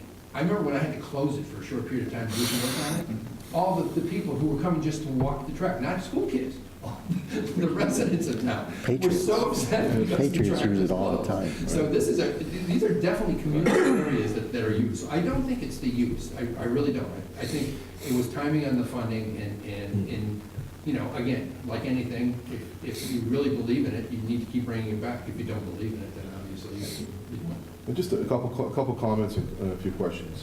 First of all, I agree. I think that it becomes more of a community resource, no more than just, and not just a school resource. It's a community resource because every track that I've seen built anywhere in any community gets used widely by the community, just as well as the schools themselves. The other question I have, speak if you will to the issue of the efficiency of having everything on one campus, if you could, for one. And then two, turf field complexes are now expanding beyond just football fields, but onto baseball fields. And that, because, well, given looking out the window right now, there's still several inches of snow on the ground. It's middle of March. Baseball season's about to start for high school soccer, lacrosse. Has there any been thought been given to expanding that turf complex into beyond a football field into perhaps other sports as well? There hasn't been any discussion as far as expanding the artificial surface, but what we do, and as it's kind of funny that you say as far as the turf field, we do have a company that can plow that turf field. A few years ago, we had to plow it to be able to give all the sports the ability to start their spring season. So baseball was on the turf field doing, you know, its practice and its tryouts and things of that nature. I actually have them coming to look at it tomorrow, and we'll make a call based on what we decide the weather's going to be going forward. Too cold. But, you know, again, it is one area that gives us that capability, because the MIA's season starts no matter what. And Right. so trying to get everybody into a gym to do something just doesn't work when you have that many different sports. So I think that's, I think really the issue here is if we can keep one good, and many towns have 2 and 3 turf fields at this point in time, and they're fortunate, I think that's a great thing you can do. But again, I think Foxborough is a little bit more frugal in how it does its stuff, and as long as we're practical in how we, share it. The other side of this turf field is a huge amount of community use in the youth sports, Right. not just what our high school sports use it for. So it literally, from the time we relieve it at around 5 to 5:30 in the afternoon, from that point until 9 or 10 o'clock at night when the lights are on, there are teams out there playing all night long. So it is a great town resource. It's not just servicing what the schools, have as a need. And again, all those town teams are playing on weekends and stuff on this field as well. So having the bleachers down the road would be a huge thing, rather than, trying to have them kind of muddle around in the mud around the current track. It really is a community sports complex, and I know in terms of, at least from the time that I've been involved, there's really been a thoughtful, a lot of thoughtful consideration given around having this be a project with a number of phases so that it would be economical and would also allow for other things to be addressed throughout the town. And I think that's one of the reasons you've seen it year after year after year, with maybe one component moving forward each year and then coming back with the remaining items. But it really does require us, to complete this complex in terms of the addition of the track, the bleachers, the bathrooms, to really have it be a field and a resource for the community that really foster the original intent of the field and complex. Just going to that point, though, I would like to address the efficiency of having everything in one complex for the high school in particular, to have the complete campus. But there's been some talk that if you do that, you're going to have to build locker rooms to address the football field, and if the football team actually moved there or get some of the other teams onto the school itself. So I think it's important that we at least address that. Yeah, and we've discussed that before. We do have locker rooms in the high school itself. The current football team locker room is at the IGO, which is across the field. Would I anticipate in the future that you would probably expand upon the current boys locker room to be able to handle the football, facility side of it? Yes, but that's an area that's already available off the school. It's not, there's basically if you look at it architecturally, it's a very simple block wall addition. I don't know when that would be. Again, we have the capability of going to the IGO as we have been for years, and we have the current, there are 3 locker rooms within the girls' side, and there are 2 locker rooms within the boys' side. So it's not like we don't have locker rooms. We can definitely survive. Again, it's the equipment side of, will you maybe expand on that a little bit? But that wouldn't effectively be the breaking point for not doing this project. No, absolutely not. Okay, So we can survive the way we are So for years. one last question, a point that I'll raise to the committee is that this is an issue which I think has been talked about several times, at least in the time that I've been here. And I would pose the question to the committee, does it make sense for this to be a single warrant article versus being maintained on this list? Is that possible? It currently is its own warrant article in the warrant. Very good. So that issue has been addressed effectively, and even though it is listed here, it's going to be treated as an item. Okay, thank you. And it's listed here because, and I know there was some discussion at the Board of Selectmen, but under the current guidelines of the CIP, anything that's a capital item over $25,000 is supposed to come in front of you. Right. So you're supposed to have a decision, based on making it, as far as going forward. Ironically, if you do read the current CIP and even the proposed CIP, all you have to do is consider it. It doesn't say you have to agree with it. It just says you have to consider it. So it has to be vetted in the public, I guess, is the real purpose there. We have to listen to it. In terms of annual maintenance, what would you say in terms of expenses due to if this was wrong? Yeah. Well, our expenses on an annual basis basically are already in the school budget. We, as far as the big item that you're maintaining is the turf field. The secondary item, ironically, would be the bathrooms. And again, so that would be our staff basically maintaining it as we currently do. The custodial thing will obviously have to expand a little bit as far as, reassigning someone to be out there and to maintain that. But The field itself is the biggest thing that you actually literally have to brush and clean and coat on a regular basis. And we've been doing that since we put it in with no additional cost to the community. What about the issue of sanitizing this field? I know that's come up every so often. It comes up, but it's ironic that there's two thoughts on doing that. Part of it, your fluffing and cleaning is a sanitization system, but the other part of it is your normal, living in New England, your normal process of weather does more of your cleaning than putting down chemicals on it does. This field has a phenomenal drainage system built under it, so all the rain is taking everything off that field on a regular basis, down and under, and flowing out. So the field effectively gets cleaned on almost every rainstorm basis. And in terms of life, I'm just trying to think of what would be the next, let's call it, big capital expenditure to this. What would be the life of before we go and spend a big chunk of money having to do with this?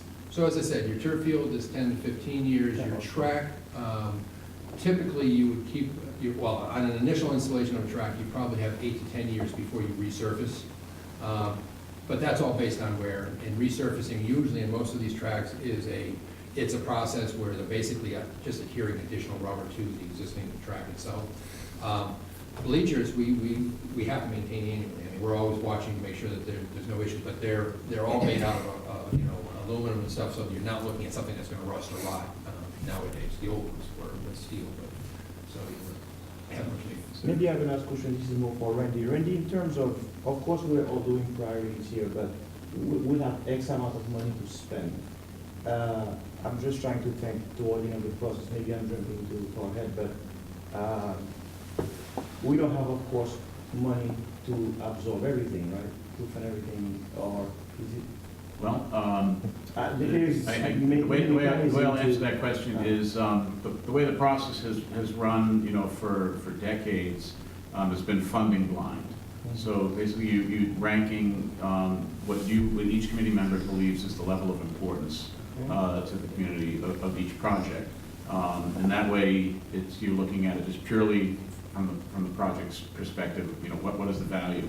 And then when we get to the end of the ranking, I'll come back with your forced ranking list of what the committee, has in its consents.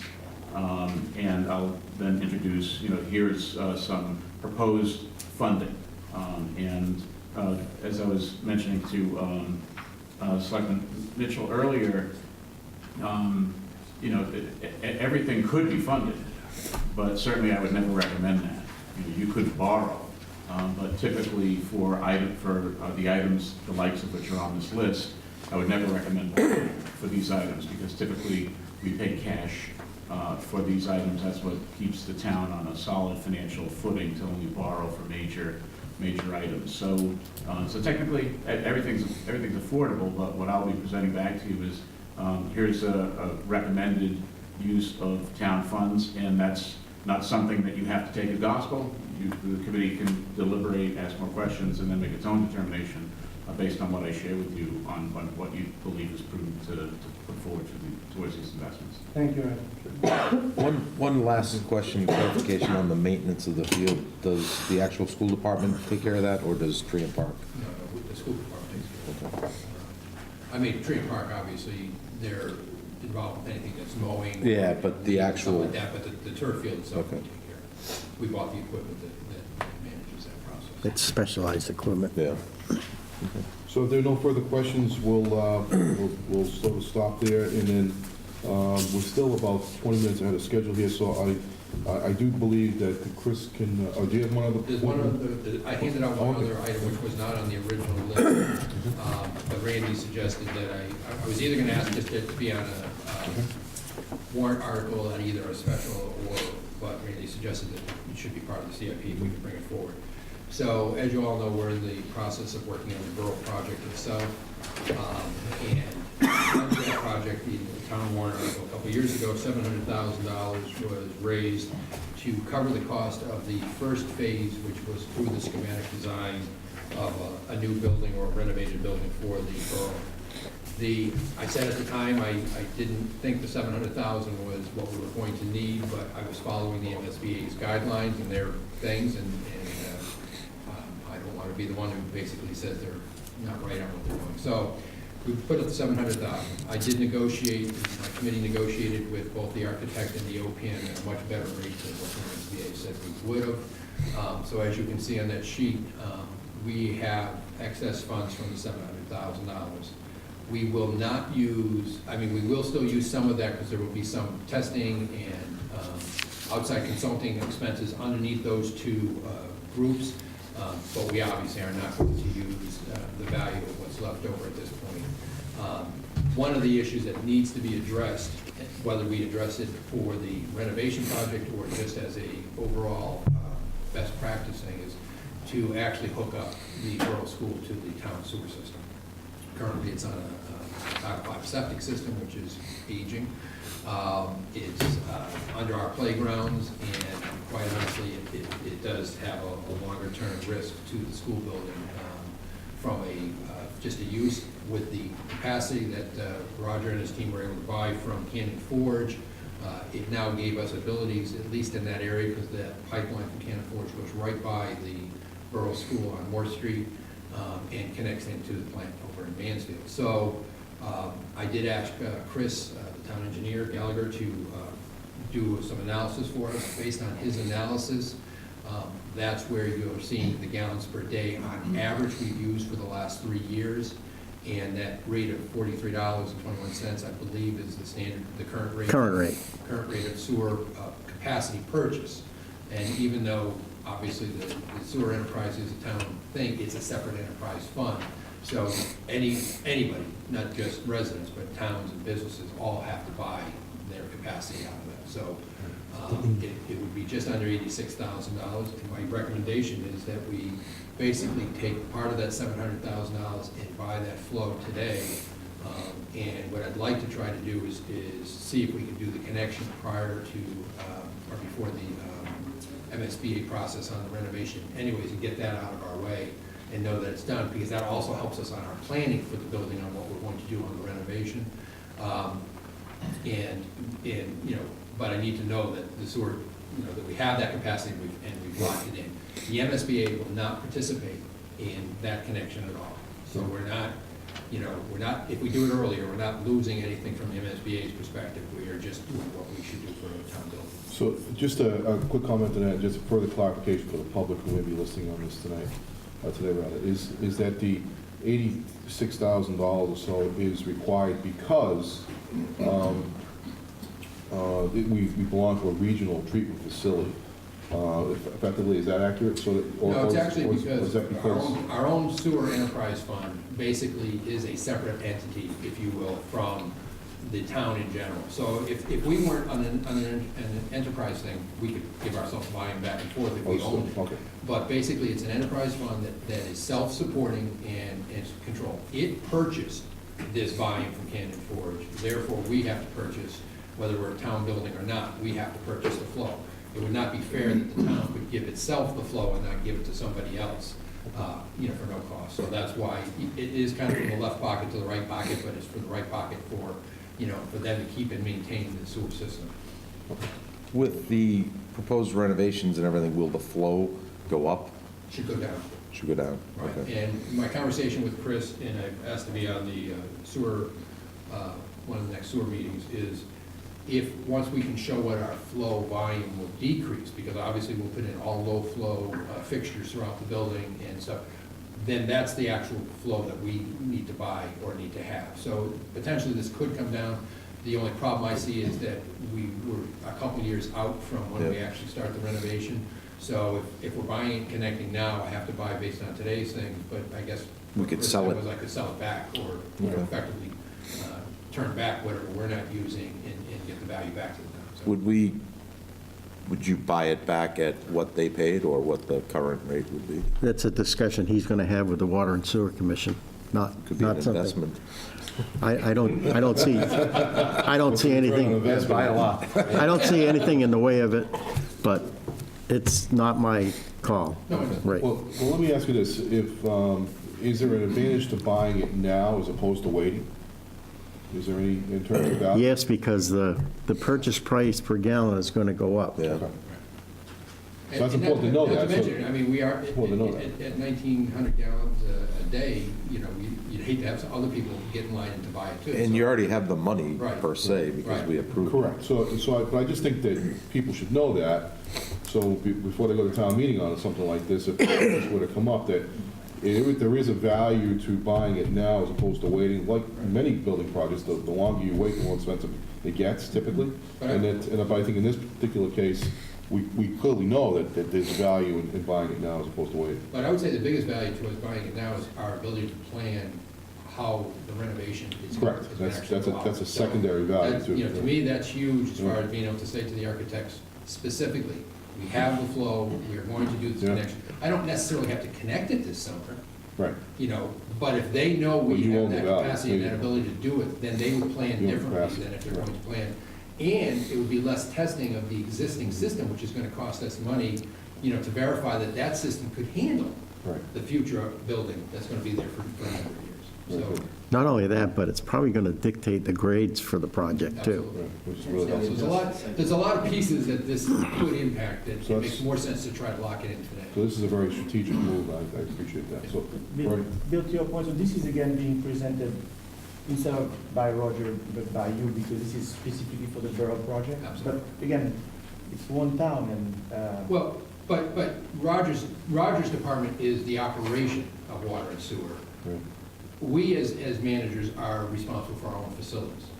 So anything that happens within the school department facilities, it basically is our call to come forward and say what we want to do. It's not up to them to say, oh, you know, we think you should be sewering this building, or we think, you know, you should change your water lines, or whatever, so. even though it will be supported by Roger. Right. Right. It goes to the point of central facilities and a building program that's consistently applied throughout. So it wouldn't really matter if this was the borough school or say town hall or a library. The process would be the same. We'd still have to go back and make this request in the same form, same fashion. Thank you. So we need to add that to the bottom of this sheet for? Yes, please add that one, so for ranking purposes, I've already added it into the sheets I'll distribute later when you guys are done ranking. But your funding source will be the existing warrant article. Great. Any further points? Nope. You're Thank good? you. Okay. I've taken enough of your time. All right, no, that's great. Thank you very much. All right, I don't know about you, but I think it would be good to take a few minute break at this point because we're running a little out of schedule. I think we can get started right at 10 o'clock, if not sooner, with the public works pieces. Thank you. So welcome back, everyone. We're moving along in our agenda this morning to now hear from the Public Works Department to address some of their capital requests. And here to speak to the committee is Chris Gallagher, who is the town engineer. Chris, welcome, and good morning. So why don't you just go ahead and proceed with your items? Sure, so on the highway, tree and park side of the public works, we have 5 pieces of equipment up for capital items. The first is a loader. This would have a 3-yard bucket. It would be used for construction, snow plowing, loading salt, sand, any type of material like that. It'll be a year-round piece of equipment, whether we do drainage. It'll be used by the water department when they have a need for it as well, so we use it across departments. Any field work that needs a piece of equipment this size. This replaces a 1983 Caterpillar loader, which is now 35 years old. That loader stays in the yard, and its only purpose now is to load salt in the winter in the trucks. So Will that continue to stay in the yard and load salt? we would most likely get rid of that piece of equipment before it gets costly to Start repairing it. yeah. Believe it or not, that we just got rid of, we had 3 loaders, we got rid of one last year on auction, which was actually 1974. So it actually we got a good amount of money on the auction for that piece, so we'll auction this one off as well and look to recoup some of that funding back to. So is that what happens, Randy, if they auction something off after the money just goes into the general fund? Money goes into the general fund, it becomes ultimately part of free cash or fund balance. Which ultimately recycles itself into this process. Yeah. Exactly. So, okay. Um, So, are there any questions about anybody from the committee on that item? Okay, all right, Chris, next one. So the only other thing with that loader is our new loader is a 2005. So that loader is now 13 years old. So that would become our secondary loader, and this would be our primary loader. Okay. The next item we have is a 5-ton dump truck with a slide-in sander. This replaces a 1990 Chevy dump truck, the same size. The truck that it's replacing was actually pulled out of service last year. We put it back on the road for the winter, just to add a backup truck, and after the second storm, that got pulled out of service again. So this is replacing something that is 27 years old, 28 years old. Again, this will be used year-round. Primary function in the winter is as a salt truck and for plowing. The larger trucks on the plow routes really help us to clear out the heavier storms. A storm like this last one where we have 18 inches on the ground, the smaller 1-ton trucks struggle with it, so those large pieces of equipment are critical during those storms. And again, it'll be used year-round when we're doing construction projects, replacing, repairing drain manholes, catch basins, any drain lines, and again, could be used by the water department if needed as an extra truck. Any questions from the committee on that item? All right. One-time utility body replacement? Sure, we have a 1-ton utility body. This replaces a 1974 1-ton dump truck. So that 1974 is done. We've gotten its useful life out of that. And Beyond that's, its useful life. you know, typically if we can we like to see 10 to 12 years out of these vehicles. Obviously, we have a big backlog of vehicles that are well beyond that 20-year life period. This is 44 years old, that's good. Okay. What's the mileage? Believe it or not, I think it's probably less than 100,000 miles. 44 years old. A lot of these vehicles, they don't have a lot of mileage, but the hours on the engine is what ruins. So we have some of these trucks that we need to work on them being idled. Some of the newer trucks have an auto idle, so they shut them off after sitting for 5 minutes. But some of these older trucks, when they get put out on the road, the lights are going and they just get left running. And a lot of times within 3 years of these trucks being on the road, their hours have exceeded the warranty. So something that should have a 100,000 mile warranty, 3 years in has 20,000 miles and is past its warranty because they get idled. So that is something that we've been working on over the last couple of years, and DOT has certain restrictions on that as well that we're following now. So Because you are limited in terms of idling time and things of that nature, so just to be clear about that, because when people hear that, they say, oh, well, you can't really idle those trucks for so long, Right. you're limited in what. right, and that's something that we do follow now. However, something that's been around for 44 years. Obviously, there wasn't the same standard back Right. then. Yeah, so. Correct. I And might like say a lot of about- the new trucks come in now with an auto shut off. Right. And I might say about these trucks, the worst beating of all that they take is the corrosion underneath and the wiring harnesses. The wiring harnesses just seem to not last. So what we've done on all the new trucks that we're getting is we're trying to get a 5-year warranty with the trucks on the wiring, because that seems to be the area where we have the most problems, even with the newer trucks, so. So it's fair to say that the bodies on these vehicles probably fail faster than the engines do. We many cases. typically, if we have a truck for 12 years, we replace the body at least once in that 12-year period. This truck in particular has a newer dump body on it that we put on probably 3 or 4 years ago. And that one will actually get pulled off of that truck and put on another one of our 1-ton dump trucks of the same size. That has rust issues. Basically, there's just holes straight through the side of these bodies. So we will reuse that body instead of having to buy a new body for that other dump truck that we have. Other questions from the committee on that? But just, generally speaking, these are self-funded. No, these will be, competing for the general fund, funding resources. Okay. Yeah, this is part of the highway budget. The water vehicles that will go over, the equipment that will go over next will be enterprise funding. So. Different discussion. To your point, they are trucks. basically competing for the same dollars we're talking about here. Correct. Okay, These are general fund dollars. thank you. The 1-ton, 3,500 four-wheel drive pickup. So another 1-ton, this one will have a dump body on it. This replaces a 1997 smaller pickup truck that has actually been recycled from one department to the next over the last 20 years. This one originally was a conservation vehicle. It went to the recreation department. When the recreation department decided they didn't want to drive it anymore, we found a use for it for the last 2 or 3 years. It is no longer a viable vehicle for us to be using or anybody to be driving at this point in time.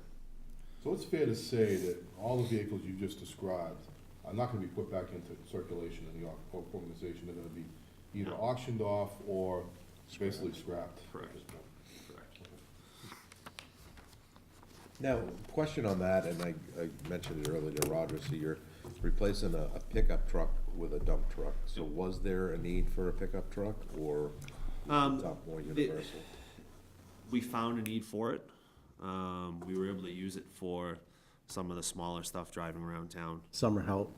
Summer Help was able to use it from just going from one spot to the next, moving, shovels and rakes and smaller equipment around. So is there still something for summer help to drive around? Because I know you need a medical card and all that if you go with the dump truck. For a 1-ton dump truck, you don't, all you need is a regular CDL, or a regular driver's license, Class D If driver's it's over license. 10,000?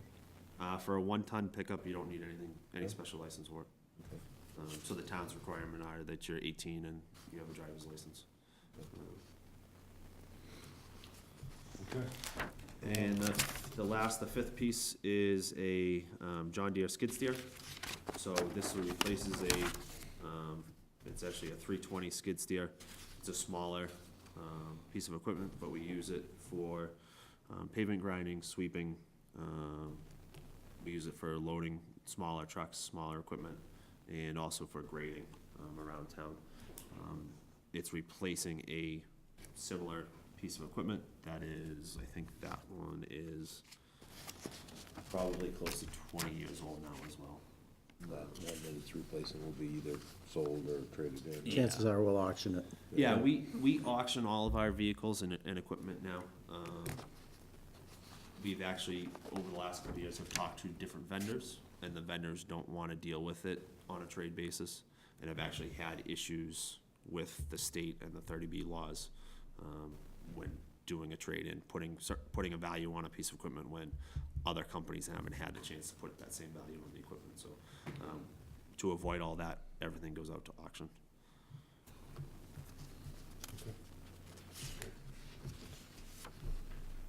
All right, so I think that covers the public works requirements.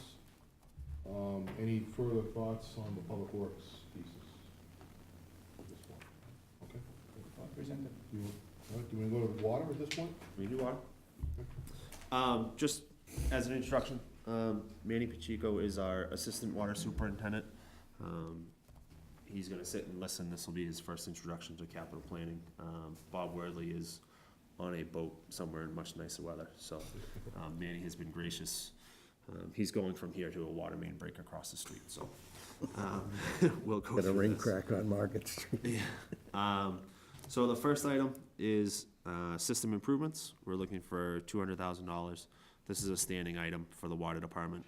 This covers general maintenance, repairs, any leaks, hydrant replacements, any small replacement projects that we may take on in-house, and also upgrades to the lift stations, any of the pumping stations and treatment plants that we have. Is that a typical number, 200,000? Is that what you guys put in? Every year. That's what we've been putting in every year. We could do a lot more, but we find that that's kind of been our limit as far as resources go, what we're able to actually get through for work from one year to the next. Okay. Can you just for everybody, so that everybody's clear now, give us a typical example of how you use that money? This could be, in the past, we've used it for well reconditioning, which is the next item. So we're gonna break that out. Anytime we have a leak, a water main break, whether it's the pipe. If we have to bring a contractor in, because we had one just after January, the first of the year, we had 2 main breaks on the same day. So we had to bring a contractor in as well as our own crew, so we would pay the contractor out of a capital item like this. Does this speak to any preventive maintenance, or is this just ongoing maintenance? It can be used for both. We've used it for both in the past. Another big item that we use it for is large taps. We occasionally have to do new taps on big mains, and we don't have a tapping machine that's big enough to do that. So we always bring in a private contractor to do the tap, and they're quite expensive. When we did Chestnut Street, the main replacement on Chestnut Street, a lot of the money we spent on that was for the big taps. There's a lot of subdivisions off the side of the street that have a big main going to them, and our tapping machine is not big enough to handle those. And I wouldn't want to buy one anyway, because you might use it 3 times a year, you might never use it during the year. So I don't think it's a good idea to have a big tapping machine in-house. This past year, we did it up on Mechanic Street. The 20-inch main. There's 3 water mains on Mechanic Street. The newest and the largest was just a transmission main when it was installed, so it just went from Oak Street to Chestnut Street. There are 2 fire hydrants on it, and that is it. There's no way to flush it. You have 2 older mains that have had black water issues, dirty water issues, and then the other one is an AC main. So those things cause problems as far as breaking and that type of stuff. So we've been moving the subdivisions, and we'll be moving all the residents over to the newer 20-inch main that runs straight from the Oak Street treatment plant all the way to Chestnut Street. Right. So that's a nice upgrade for those folks. So one of the things that I think it's important, just as more informational for the public to hear this, but I think it's, now that we're televised, I think it's really important that you describe these things. But one thing in particular is the issue of using contractors versus your own staff. And when do you draw that line, and what's the best way to describe that, and how you make that call? We try to do everything with our own staff when possible. The case of, we have a water main break over on Market Street this morning. We are using water department, highway department, tree and park department staff to do that. The water department happens to be short a couple bodies, a truck driver, so we're able to pull from the other departments to bring them in instead of a contractor. A case where we had 2 main breaks on the same day, there's just no way to handle both of them at the same time, so we bring a contractor in for one, we handle the other one. Sometimes these mains are deep. If they're beyond a certain depth, we don't have the equipment to do that, so we'll bring a contractor in at that point in time to help. So going back to what you just said earlier, a couple times this has come up during public debate that, where are the efficiencies of having one public works department as opposed to the separate departments that we used to have? Again, having one public works department gives you the efficiencies of using people across your spectrum of departments to address these things. Okay, great, thank you. All right, you want to move on to well reconditioning? Sure, well reconditioning. We have 13 wells in town. Each of these wells needs to be reconditioned on a cycle of every 4 to 5 years.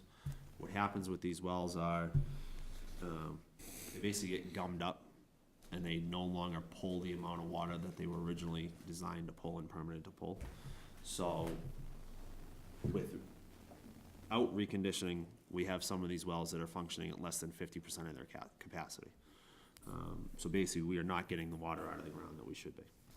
So if we don't do this and do it on a cycle, these wells have the potential of not coming back, in which case we'll have to actually re-drill a new well and go through the permitting process to put a new well in the ground. So this reconditioning will actually handle 2 wells in town, which would put us on if we do 2 every year, it'll put us on a 6-year cycle, which we'd like to beef it up a little bit, but this is the first, capital item that we're addressing with this, so we're gonna work on that moving forward. Again, this is critical to the capacity of water coming into the system that we're actually pulling out of the ground. And I might mention that the new treatment plant and the well reconditioning up on Station 1, when we do the new wells up there, we're going to put in a built-in recycling system. Instead of using gravel pack, we're going to use glass bead pack. And the nice thing about the glass beads is you can put a backwash system right down into the ground, and it'll backwash the glass beads, and you won't have to go through the process that we have to go through with the gravel pack wells. And the nice thing about the glass beads is the well screen is much smaller than a gravel pack around a gravel packed well, making it easy to backwash compared to a gravel pack. And most of the time, you can't even backwash those. You have to use chemicals to clean out the excess iron and manganese that collects on the pack.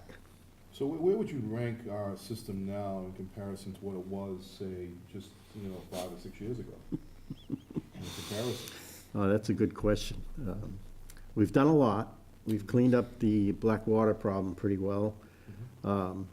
We're in the process of relining asbestos cement mains that are giving us break problems all the time. The relining has been very successful. We've done 3 substantial projects with it. We're going to do a really big project this summer on Beach Street. That's 10,100 feet of relining on a 12-inch main. We want to get into a program where we exercise every valve in town once a year at least. We're not there yet, but we're moving toward that. We have the personnel available now we will have after this budget cycle to be able to really sustain a program in-house like that, to exercise every valve.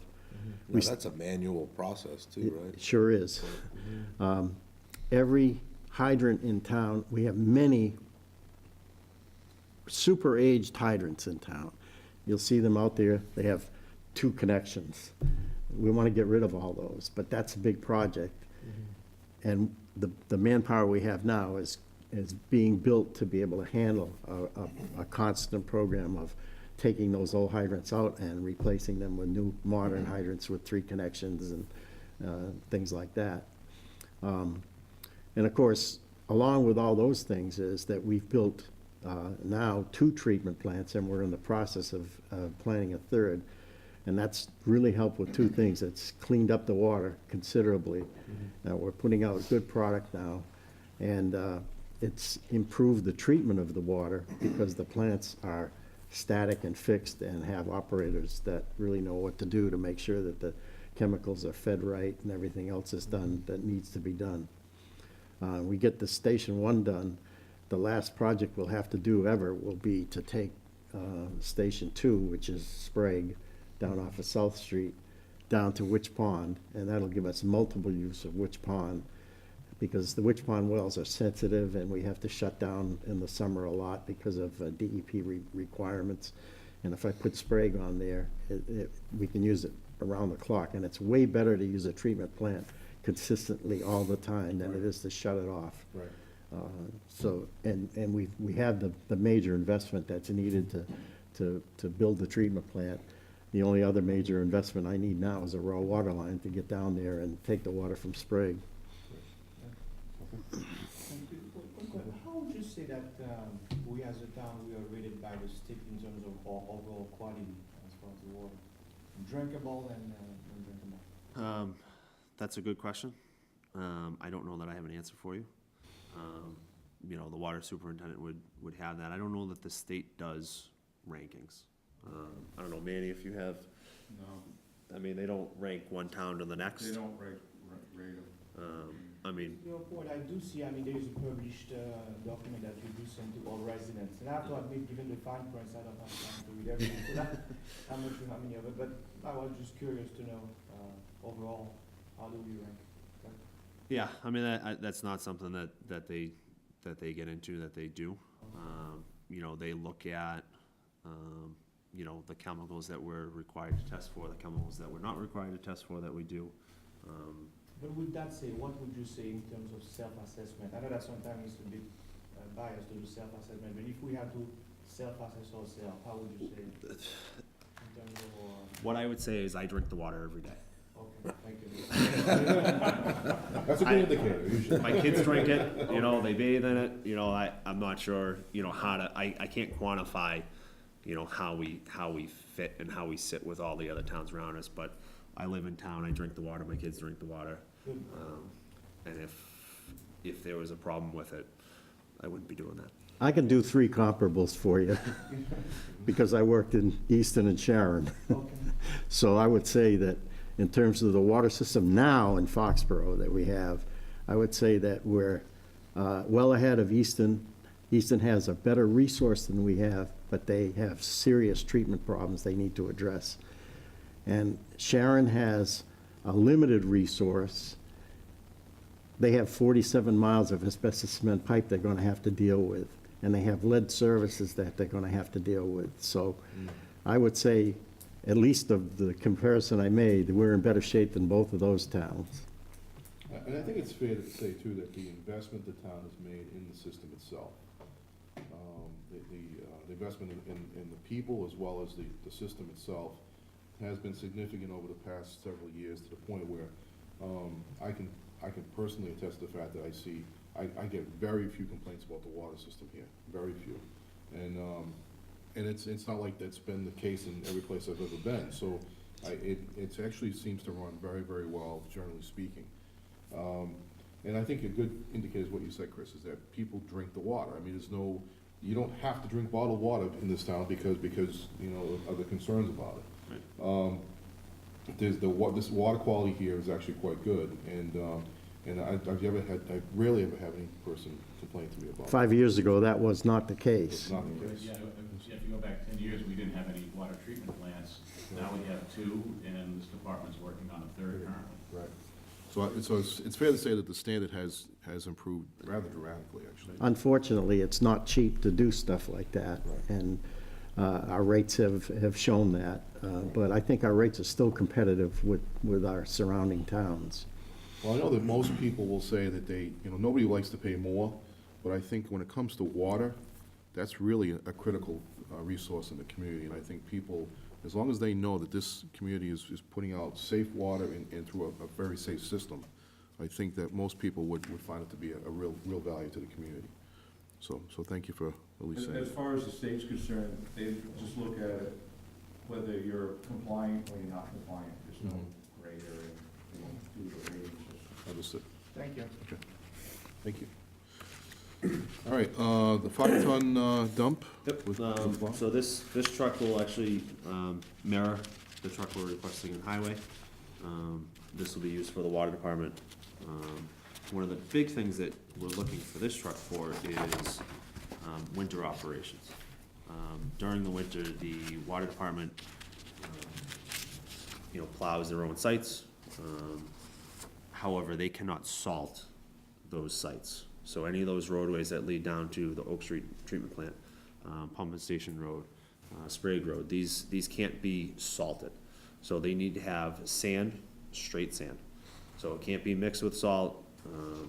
So we struggle with that right now because we don't have a dedicated truck to do that. This would allow for them to have a dedicated truck, dedicated sander for them to use on those sites so that we're not in violation of DEP during winter storms. And this replaces a truck that's 20 years old. 20 years old, okay. Questions from the committee? You keep the straight sand inside, so it doesn't Yeah, have any issues? yeah, with it's the covered, weather? yeah. And that's part of one of the things we're looking at on the new treatment plant on Pumping Station Road. Will be to have more indoor storage for, something like that. But yeah, we keep it covered. Other questions? The 1-ton dump, there's actually 2 1-ton vehicles here. One is a dump body truck, and the other one's a utility body truck. Yep. So the dump truck will replace a 2001 F-150 that whenever it goes out needs to be jump started. There are electrical issues with it. There is a lot of rot on the body, and a lot of times when it gets out of the yard, it stalls and won't start when it's out on the road. So again, that's replacing a vehicle that's 17 years old, that is in very poor condition. And the other one we're looking at is a utility body. Utility bodies are really utilized by the water department because they put all their tools in there, whether they're out changing meters, whether they're out working and operating gates, when they're out on a water main break or replacing a fire hydrant. You know, all those tools need to be in the truck that's going to that site, so that they're not going back and forth to the shop, you know, half a dozen times while they're trying to do a repair or a hydrant replacement or a meter change in somebody's house. And that's replacing a 2005 F-150. Ultimately, we're getting rid of the pickup trucks and going to the utility body trucks for the water department. They last longer, and they're much more useful because they stock the tools and the fittings. And we do have, there is a water department truck that we just pulled off the road recently. Again, the dump body in it has been replaced recently, and we will be pulling that dump body off and replacing another truck's dump body with that. So we'll be recycling parts on these trucks before they go out to auction. I don't know if you have this statistic or not, I just thought I'd ask it, is, what's the average vehicle fleet age at this point? Do you have anything like that? On the highway side, the replacements that we're looking for will bring everything under 20 years. Okay. We're probably average age 10 to 12, with some vehicles that are obviously newer. We've been getting vehicles recently. The tree and park department is pretty much set up where they need to be. Highway still has some older trucks, but we're stringing them along as long as we can. The water department, these vehicles will really replace all of the longer outstanding items, which are 13 to 15 years old. So we should be everything almost less than 10 years old on the water department. Is that the goal, is to have vehicles, the average vehicle age under 10? Standard in terms of? 10 to 12. 10 to 12? Is a good recycle, or a good cycle for replacement. I think that's important, because I think there's a general perception sometimes that we have a lot of new vehicles, and when in fact, if you look at what's been said this morning, I think that the average vehicle age is somewhere around 20 to 25 years old in some cases, and as many as 35 to 40 years old in some cases. So I think that's really important for people to know that while we are replacing vehicles, it's purely out of necessity in most cases that we have to do that. Yeah, and one of the big issues we have is during the winter. Right. Almost all of these trucks have plows on them. Right. So, and we have just enough for the bodies, for the staff that we have. So when we plow, everybody's in a truck, a loader, a sidewalk machine. So if one thing goes down, there's no backup, there's no spare. Right. So some of these things like that, the 1974 dump truck, we don't plow with it. Right. So putting a plow on the new truck will give us one spare. Right. If you look at the sidewalk equipment that we have, we just got one new piece of equipment, in this year's budget. The next one is 9 years old behind that, and the other 3 or 4 pieces that are our spares are in the 1980s. So, the sidewalk equipment is, needs to be upgraded as well. So that's important for the public to know that too, because everybody wants their streets to be clean after a major snowstorm, and while we do some private contracting, obviously, and I don't think there's any community that does it all themselves, that the equipment that we have has to be reliable, and we can't put our personnel in vehicles that's not reliable, because it's a safety concern to them. But more important than that, on top of that, I mean, it's obviously very important for our employees, but from the public's perspective, is that they want to know that their streets are going to get plowed reliably and cleaned reliably, which by and large this department does a very, very good job of doing. But it's important to keep that standard high in terms of your equipment, because when you do that, you obviously you increase the reliability factor of things getting done in a timely fashion. So thanks for giving that information. Anybody have any further questions about? All right, thank you. All right, I think the last one is the street reconstruction from the meals tax and free cash. So you want, you want to address that? Okay. Sure. So this is, you know, a standard item. The Chapter 90, the state gives us funding every year, based on the gas tax. We're looking at $650,000 again this year from the state. And then the meals tax, you know, when that was instituted, it was OPED and the roads. So we're looking at having another $210,000 from that this year. I can speak to, you know, why that number, 900,000 is recommended to fund the OPEB trust. Next year, we're expecting a little over $1.1 million from the meals tax next year, so that results in this remainder of 210,000 for roads. So $860,000 effectively for road reconstruction, that's done on an annual basis, and so, and where is the condition of the roads overall at this point? Roger or Chris, can you speak to that? Sure, so we just had the engineering company that has done our pavement management plan. They just did another survey at the end of this construction season, and they have us rated at an 83 road surface rating, which is one of the highest in the state. When we finish the construction project on Beach Street and repave that road, that's a 2-mile stretch of road, that number will go up significantly, because Beach Street, as everybody knows who drives it, is probably the worst road in town. So it's important for people to hear that as well, because, and we do evaluate the streets professionally. It's not done that, oh, well, we need to do that street because more people called on that street as opposed to another street. It's done by virtue of a scale of evaluation, but based on the deterioration of the road and the road condition, the base road conditions, and it's evaluated how often, Chris? Typically, you look at the roads, you know, they set a 5-year plan for us. After year 3, year 4, you're gonna wanna look at the roads again to make sure that 5th year still makes sense. And so when you started this process with evaluating the roads, where were the road conditions at that point?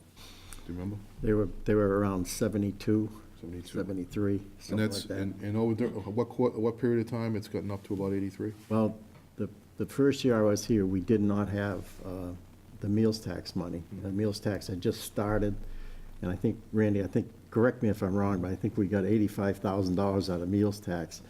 And also at that time, the Chapter 90 was not being funded appropriately by the state. Some years you'd get it, and other years you wouldn't get it, period. Since then, the Mass Municipal Association has done a statewide survey. In fact, they've done it twice. And it's estimated that in terms of just bringing roads up to some reasonable standard, the Chapter 90 should be up to $400 million a year. They've recommended doing it in 2 stages to get out of the 200 million cycle we're in now and go up to 300 million for a while, and then boot up to 400 million after that. And of course, the meals tax money has helped enormously with us playing catch-up ball. Right. Because when we first started, we didn't have that. I think I got 3 roads done the first year I was here. But then the next year, we got a ton of roads done. And then I think the 3rd year, we had accumulated a substantial surplus in meals tax. And the selectmen voted to transfer that whole lump sum into the highway budget that year. And I paved a lot of roads that year. We turned the town black, I say, you know, at that time. Since then, we've been pretty much around what we got now. We've been between 800 and 900, 950, somewhere around there. On an annual basis. And what we've been trying to do is we've been trying to have a broad spectrum program that not only addresses the most serious condition roads, but also make sure we're doing maintenance on the other roads so that they don't get into that kind of condition in the future. Right. So when people say, well, how come you didn't do this road? Well, the answer is there's only so much money, and you do have to pay attention to the roads that are in fairly good condition. Make sure you do your crack sealing or your surface treatments and things like that. And at the same time, do a new program on stuff that really needs to be replaced. There are some streets in town that could use some attention, obviously, and we know those, but the town is fully aware of those streets. There are some streets that often get confused as being town streets that are actually state roads, particularly if you look at Central Ave. if you go from Central Ave, it actually goes to, say, around. Clark Road. Clark Road, it's actually Town Road, but then beyond that, and actually, you can actually see the difference in the condition of the road up to Clark is actually, the There's road's actually usually- quite different. There's usually the joint, and Right. the state roads are usually posted, Right. beginning of state road. Right. And that's where the joint usually starts, because And you we can see can't spend our money on their on roads. those roads. And it looks like at those situations, those are roads that tend to get not as the level of attention that we've been trying to provide in terms of doing that. But generally speaking, the road conditions have improved rather dramatically in that respect. And one of the other things that's important to mention about, having a Department of Public Works is we look at not only what the need is for the roads, but we also look at what the utilities are underneath Right. that road. So Right. Beach Street, we know has needed attention since Roger started, well before Roger started. However, we also know that there's a need to do that water main work. Right. And we don't want to spend, $500,000 to repave that road, only to have the water department turn around and Tear it up. and say, hey, we need to tear it up, which I think is probably what happens in a lot of towns that don't have that That communication and that coordination, coordination within one department. That's a very good point, Chris. So I think, again, that speaks to the efficiency of having one public works department where there's one decision made about all the different varying levels of treatments and maintenance requirements of the roads and improvements to the roads that are being done. And not only that too, but if you're going to do a major replacement of a pipe or sewer pipe or water pipe, that can also defer some of the costs of the pavement of the road as well, because then you can Exactly. actually defer some of that cost onto the actual pipe replacement process.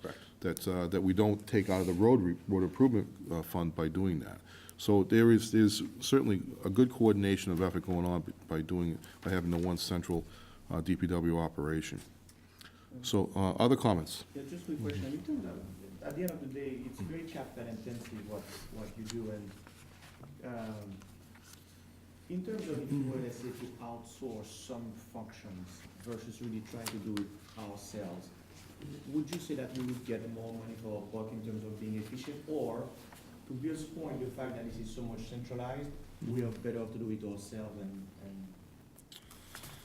I think we do a good job of knowing what we can handle in-house and knowing what we need to outsource. There are some engineering projects that do not make sense for us to spend the time designing, doing drawings on in-house, and that require some sort of a specialty for somebody that does it every day in and out. We certainly handle a lot of the bid documents, a lot of the plans that we can handle, specs that we can handle, we do in-house, whether it's for the roads, whether it's for the water, sewer, whatever it happens to be. We do try to handle what we can internally. As far as outsourcing goes, a lot of the larger construction projects, main replacements, paving, those are things that you hire a contractor to do, unless you have, like a paving crew has a crew of 8 to 10 guys that do road paving, and they do it every single day, 12 hours a day. So unless you have a crew that's doing that work internally that amount of time, that's something that gets outsourced. And to be honest, the price that we get for asphalt installed, so that's with the crew putting it down, paving a road, is less than what we can go buy it for on our own truck. So, the companies that are supplying the asphalt, they're selling the asphalt. They're not really selling the installation, they're selling the asphalt. That's what covers their cost. So we do look at if something makes sense to outsource, but we try to keep a lot internal that we can keep internal. thank you. Any other questions, Yeah, do comments? you ever get, like, with the state money and then the meals tax money for the roads, do you ever get to a point where you can't spend that allotment in 1 year because of certain things? It's a good question. No, and if you did, what happens to that money? Does it roll over? It rolls over. The state, No, but I mean, if you had all this money and it rained for the whole season, or Right. you had other things. It rolls over. It will roll over. Yeah, but the other thing is that we're getting to the point over the next year or two where we can begin to address problems that we have not been able to address in the past. A good example is, I've got our consultant this year doing a sidewalk maintenance program for the town, so that we can attack the sidewalks in the same manner that we attacked the road problems, because we haven't done very much at all with sidewalks since I've been. Most communities haven't done that. Right, Yeah. and the only exception that I've done a decent sidewalk project on was the portion of Chestnut Street between Cocasset Street and Mechanic Street, and that was done 2 years or 3 years ago. But the rest of the sidewalks really need attention, and we've got to get to them, and the amount of work we've done on the roads is going to allow us to do that, a strong program in that, in about a year and a half. So next year, we'll probably be looking to really begin that program. That was the point I think I meant to address earlier, is the fact that you're gonna get to a point where most of your major reconstruction of roads and most of your major improvements to the roads have been reached, and then it becomes more of a maintenance program. And so, if you either one could speak to that point a little bit, I think it's important for people to know that. So there's when you start a pavement management program, which is the town has been doing for the past 7, 8 years now. 5 years. 5 years, okay, Yeah. so 5 years, and you attack that strategically. So in other words, you go after your worst roads first, and then you try and scale them back, and then you go after that. And then at the same time, you're doing maintenance on on the other ones to make sure they stay at a certain level. But at some point, you reach a point where all your major roads have been addressed, and now you're looking at just strictly a maintenance program, which frees up dollars to use money on other things. So maybe if you could speak that a little bit, Roger? Well, like I said, the big one ahead of us is the sidewalk program. Right. Where we will slowly morph into that over the next year or two. And that still doesn't negate the need for us to attack road problems. No, correct, We will correct. always have Always be. we'll always have road maintenance problems, as long as we have cars. A lot of, everything runs on a life cycle. So if we mill and overlay a road, so if we go in, we take the top 1.5 inches off, get rid of all the cracking on the surface and repave that road, that has a 10 to 12 year life cycle. So with 100 miles of road, 10 miles each year, there's no way we do 10 miles every year, but that's the life cycle. Some of the other surface treatments that we're doing, are a 5 to 8 year life cycle, depending on if you do the crack sealing at the right time afterwards. Same thing with if you mill and overlay a road. Some of these roads don't have any real thickness to them, so we've put an overlay on them to build up that depth of asphalt, to give it that strength and to give us that riding surface. But if we just overlay a road, now we're looking at 10 years max before we have to go back and look at that road. Well, in simplest terms, it's no different than maintaining your own driveway. So if in your home, you certainly have to do a surface treatment every so often, just to keep that from cracking and from deteriorating at any one point.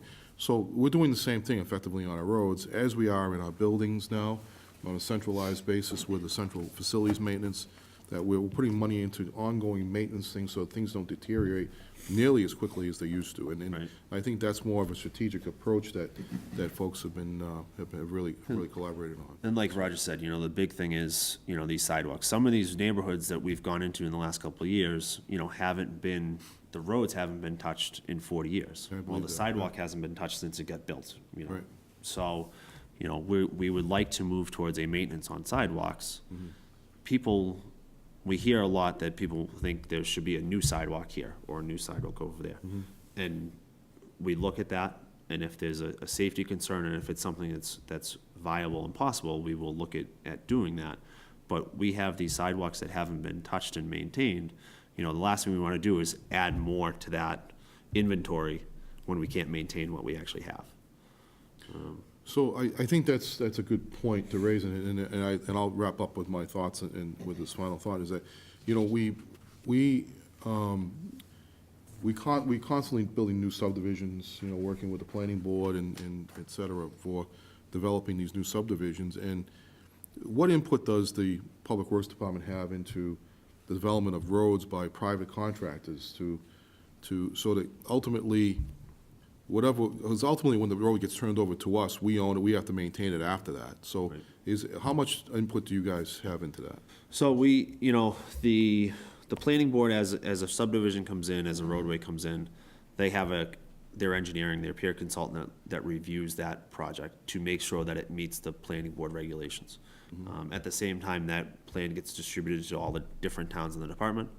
So the DPW is looking at it from the road standpoint, drainage, sidewalks, utilities, water, to make sure that it meets what we're looking for. Now, a lot of it's just based on, this is what the planning board regulation says, and I know they're looking at going through their subdivision regulations in the near future to update those regulations. But we look at them, we comment on them. If there's something with the water line that we don't like, the placement of the hydrants, where the gates should be so that we can isolate something in the future, we look at it from that perspective. Most of the subdivisions that come in look for a waiver, so they only put a sidewalk on one side of the street. And a lot of times these are dead-end cul-de-sacs, so there's no need to have a sidewalk that loops all the way around. So that's a benefit to us because it reduces maintenance. And they're also looking at pavement widths. So 20 years ago, 30 years ago, it was make the road as wide as you can. So we have some subdivisions in town where the road is 36 feet wide. Boulevards. I mean, you could put 4 cars side by side driving down those roads. Greenview. Now, we have to now look at that road and say, how do we do the maintenance on that? For us to mill and overlay it is gonna be a very expensive project. So we look at some of these other surface treatments that we can do. What they typically do now is, if it's a main roadway, they'll go 24 feet. If it's something a little less than that, based on the number of houses that'll be off that road, they'll go down to 22. Which again, helps us out in the future when we have to do maintenance and repairs on those roads. One of the problems we hope to address in the next couple of years, although there isn't a lot of developable land left in Foxborough now, in the past, they'd come in and they'd start a subdivision and they'd rough out the roads, but then they'd only put the binder down on the road surface. And over the next several years, they'd be building out the rest of the subdivision, and that binder was getting beat up by fully loaded concrete trucks and many other trucks hauling lumber and everything else in and out. And that deteriorated the base. And then they go in when they've finished the subdivision and dust off the binder and put the top down. And already the base is deteriorated because of all the loads and repeated loads that have been put on it. One of the things I'm looking to do is starting to use some new products underneath to stop the deterioration from happening. And there's some interesting things out there. One of them is a geogrid they call Tensar. And if you put a layer of that down underneath your stone base, it keeps the stone base together even with the repeated loads that go on it. Yes, it's going to cost a little bit more for that developer to build that road, but it also will allow them to take the time they need to build out the subdivision without deteriorating the road to the point where when we get it, it's only got about 5 years left in it. So I hope to see that become part of the planning board rules and regs, along with some other things over the next couple of years. That's the things we look to do. But there probably isn't a lot of developable land left in Foxborough for long roads and subdivisions. But it's important that everyone should know, should hear rather, that there is a coordination of those efforts. Because I've been in places and I've seen places that don't do that kind of coordination, and what it results in is that the town takes over a road that it can't maintain properly, or it's missing a lot of important elements that ultimately will cost the town down the road to install because it wasn't built to the proper specifications or requirements.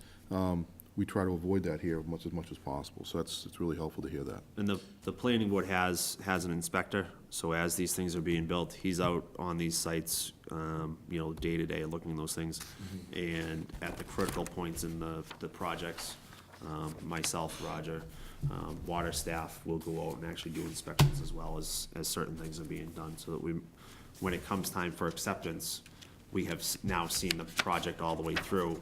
Instead of just looking at it from a surface level and saying, can you give us a letter that says the road's good? Right, no, we appreciate that. So we look at it all the way through, from design straight to construction. that's great. All right, I think this concludes the hearing portions of the budget presentations, this individual items presentation. So at this point, I'm going to turn it over to Randy for the next piece, and you want to just explain that, Randy? Sure. Thank you, Mr. Chairman. So at this point, now that you've heard all the requests, I ask that each of you rank each of the requests that you've heard on the sheets that you've been given at the review process on a scale of 1 to 5, 5 being the highest priority, 1 being the lowest priority, 0 if you don't think we should even consider it ever. And then once you've filled in your rankings in your column, please provide them to me. I'll tabulate them, do a forced ranking, come back to you with that forced ranking, and then review with you recommended funding, and then it'll be up to the committee then to deliberate and vote what they want. Has everybody done their rankings so far, or are you just doing them now? Okay.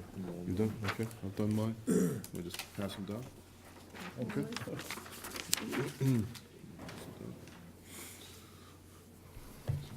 All right.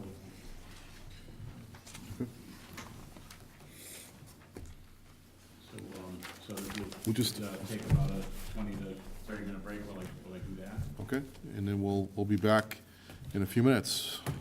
We'll take a few minute break, and we'll be back probably around 11:20, 11:15. Okay, all right. Thank you. All right, so I'm going to turn it back to Randy. Can you want to just explain where we're at? Sure. Okay. Thank you, Mr. Chairman. So we have our 3 documents.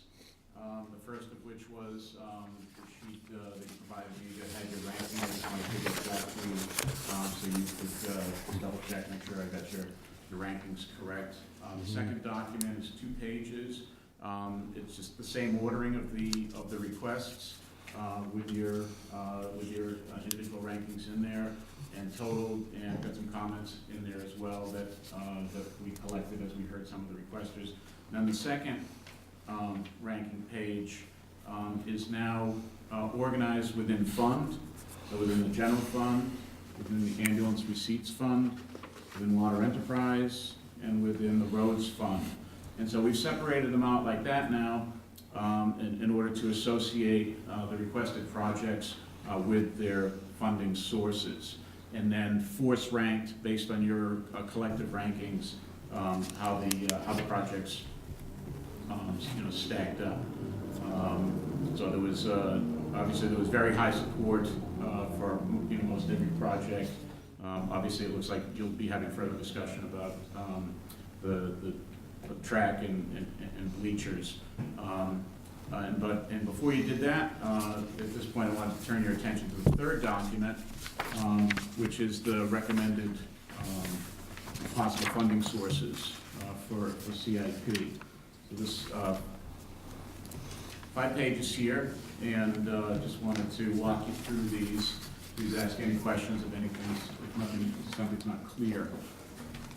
So the first page is really a summary of possible sources of funding and where those funding sources come from, what the balances are in those funding sources, and what would remain if you use those funding sources. So first item is free cash. That's always been the primary funding source for our annual capital process.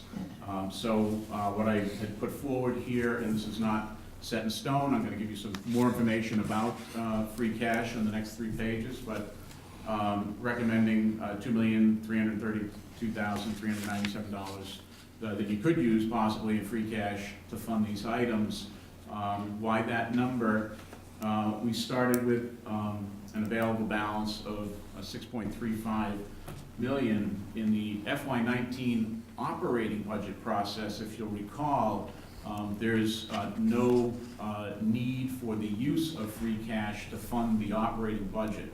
So typically, we're funding the operating budget from free cash anywhere between $1 million or $2 million or thereabouts. But because there's no need to do that next year, it makes more of those funds available, for capital, which is consistent with the past.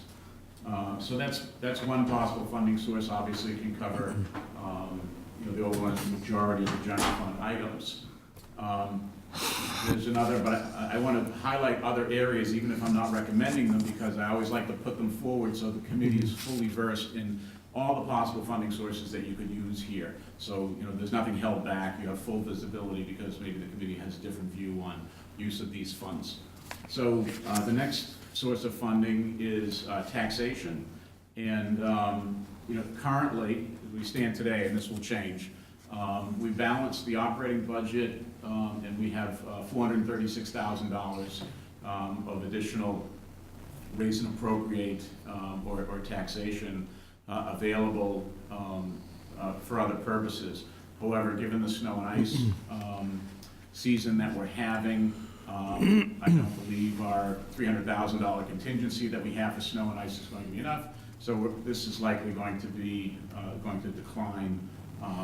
Once we see where bottom is on snow and ice, and it could easily be a six-figure number that will go down. We also don't have final numbers on health insurance, and that can move the budget a little bit as well. So I'm really not recommending any use of that because the operating budget is still a moving target, but you may have a different view. Next item is reallocation of prior year vote. So this is specifically related to the sewer capacity purchase that was presented for the Borough School. And as you can see, this has its own funding source, the $700,000 that was already voted at town meeting for the architectural and owner's project manager costs. And so Mr. Yukna has explained that he firmly believes that the $85,771 is available in that fund to fund the sewer capacity, and it certainly would be appropriate given that that's the project, that's the building that those funds are associated with. So that would be a revote, if you will, or a reallocation of the prior year vote of those funds to vote them out of that article, because sewer capacity was not contemplated, a sewer capacity purchase was not contemplated in the language of that article. But it's not uncommon to then repurpose or reallocate by a vote at town meeting to fund that. So that would happen in May's town meeting? Correct. To Yeah, it would just be cited as one of the funding sources for Okay. capital. The other item here is estimated overlay surplus. For those of you unfamiliar with what overlay surplus is, annually when the tax rate is set, we're required by the Department of Revenue to set aside funds to cover exemptions and abatements. It's not optional to not have funds for that, and those funds are also needed to settle tax cases as well. So in reviewing with the Board of Assessors, we believe that there'll be, at this point in time, knowing everything that we do at this point, that there could be $850,000 that could come out of overlay surplus. Of course, timing is everything.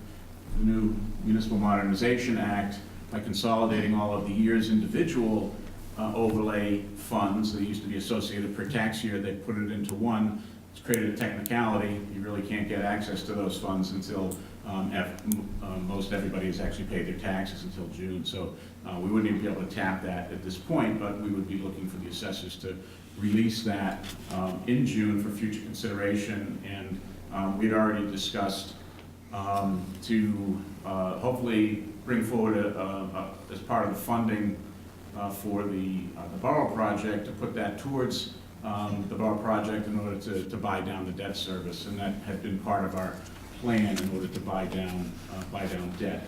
Consistent with, there's another warrant article on the annual town meeting to add $1 million to capital stabilization for the very same purpose. So as you can see, we're working aggressively to try to minimize the amount that needs to be borrowed for that project, so it could potentially fit within the levy limit.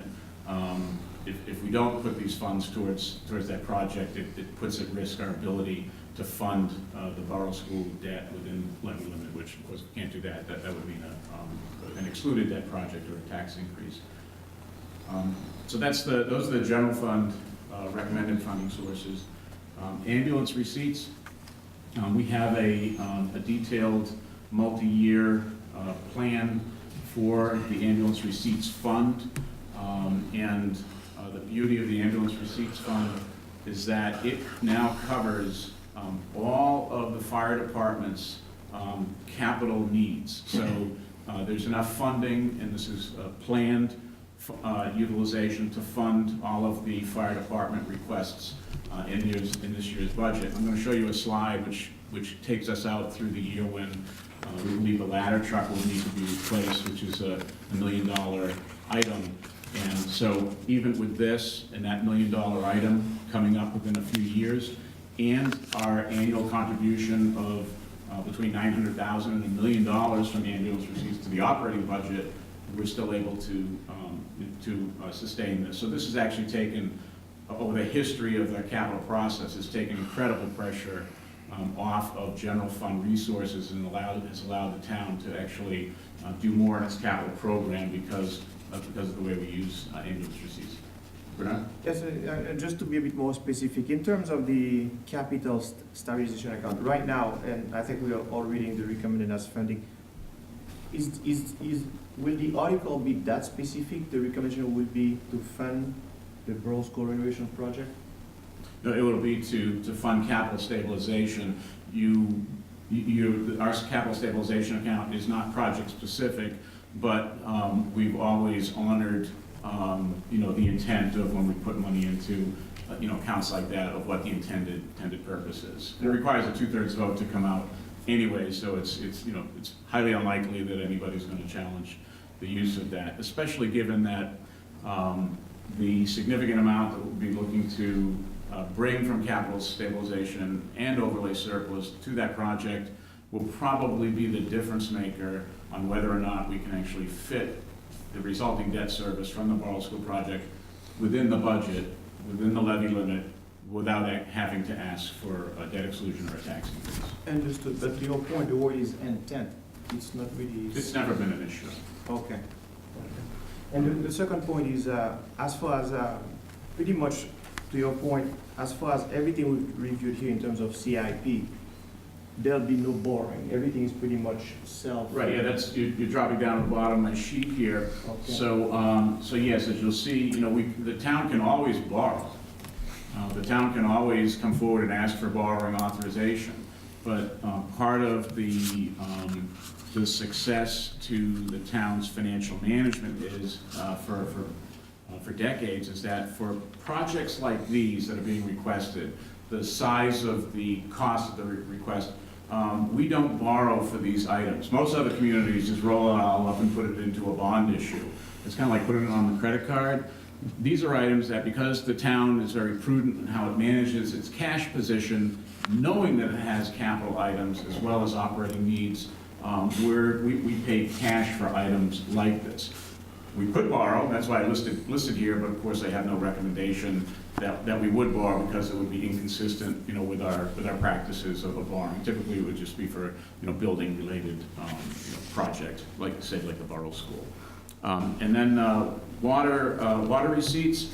So the water and sewer commissioners, have established a very consistent and stable rate structure where they incorporate not only their operating needs but their capital needs. So contemplated in the FY19 rates, which is a consistent rate increase that they've had planned, it would cover all of the capital that the water department has asked for. And again, just to highlight, the water and sewer enterprises are self-sustaining funds, so they don't require support from the general fund to run their operations, even with their large infrastructure projects and the debt service associated with it.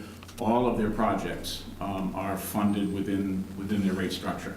So these capital requests this year fit within their rate structure. Can I just stop for 1 second? That's just a thought that occurred to me, particularly as it relates to the track and for the stands project.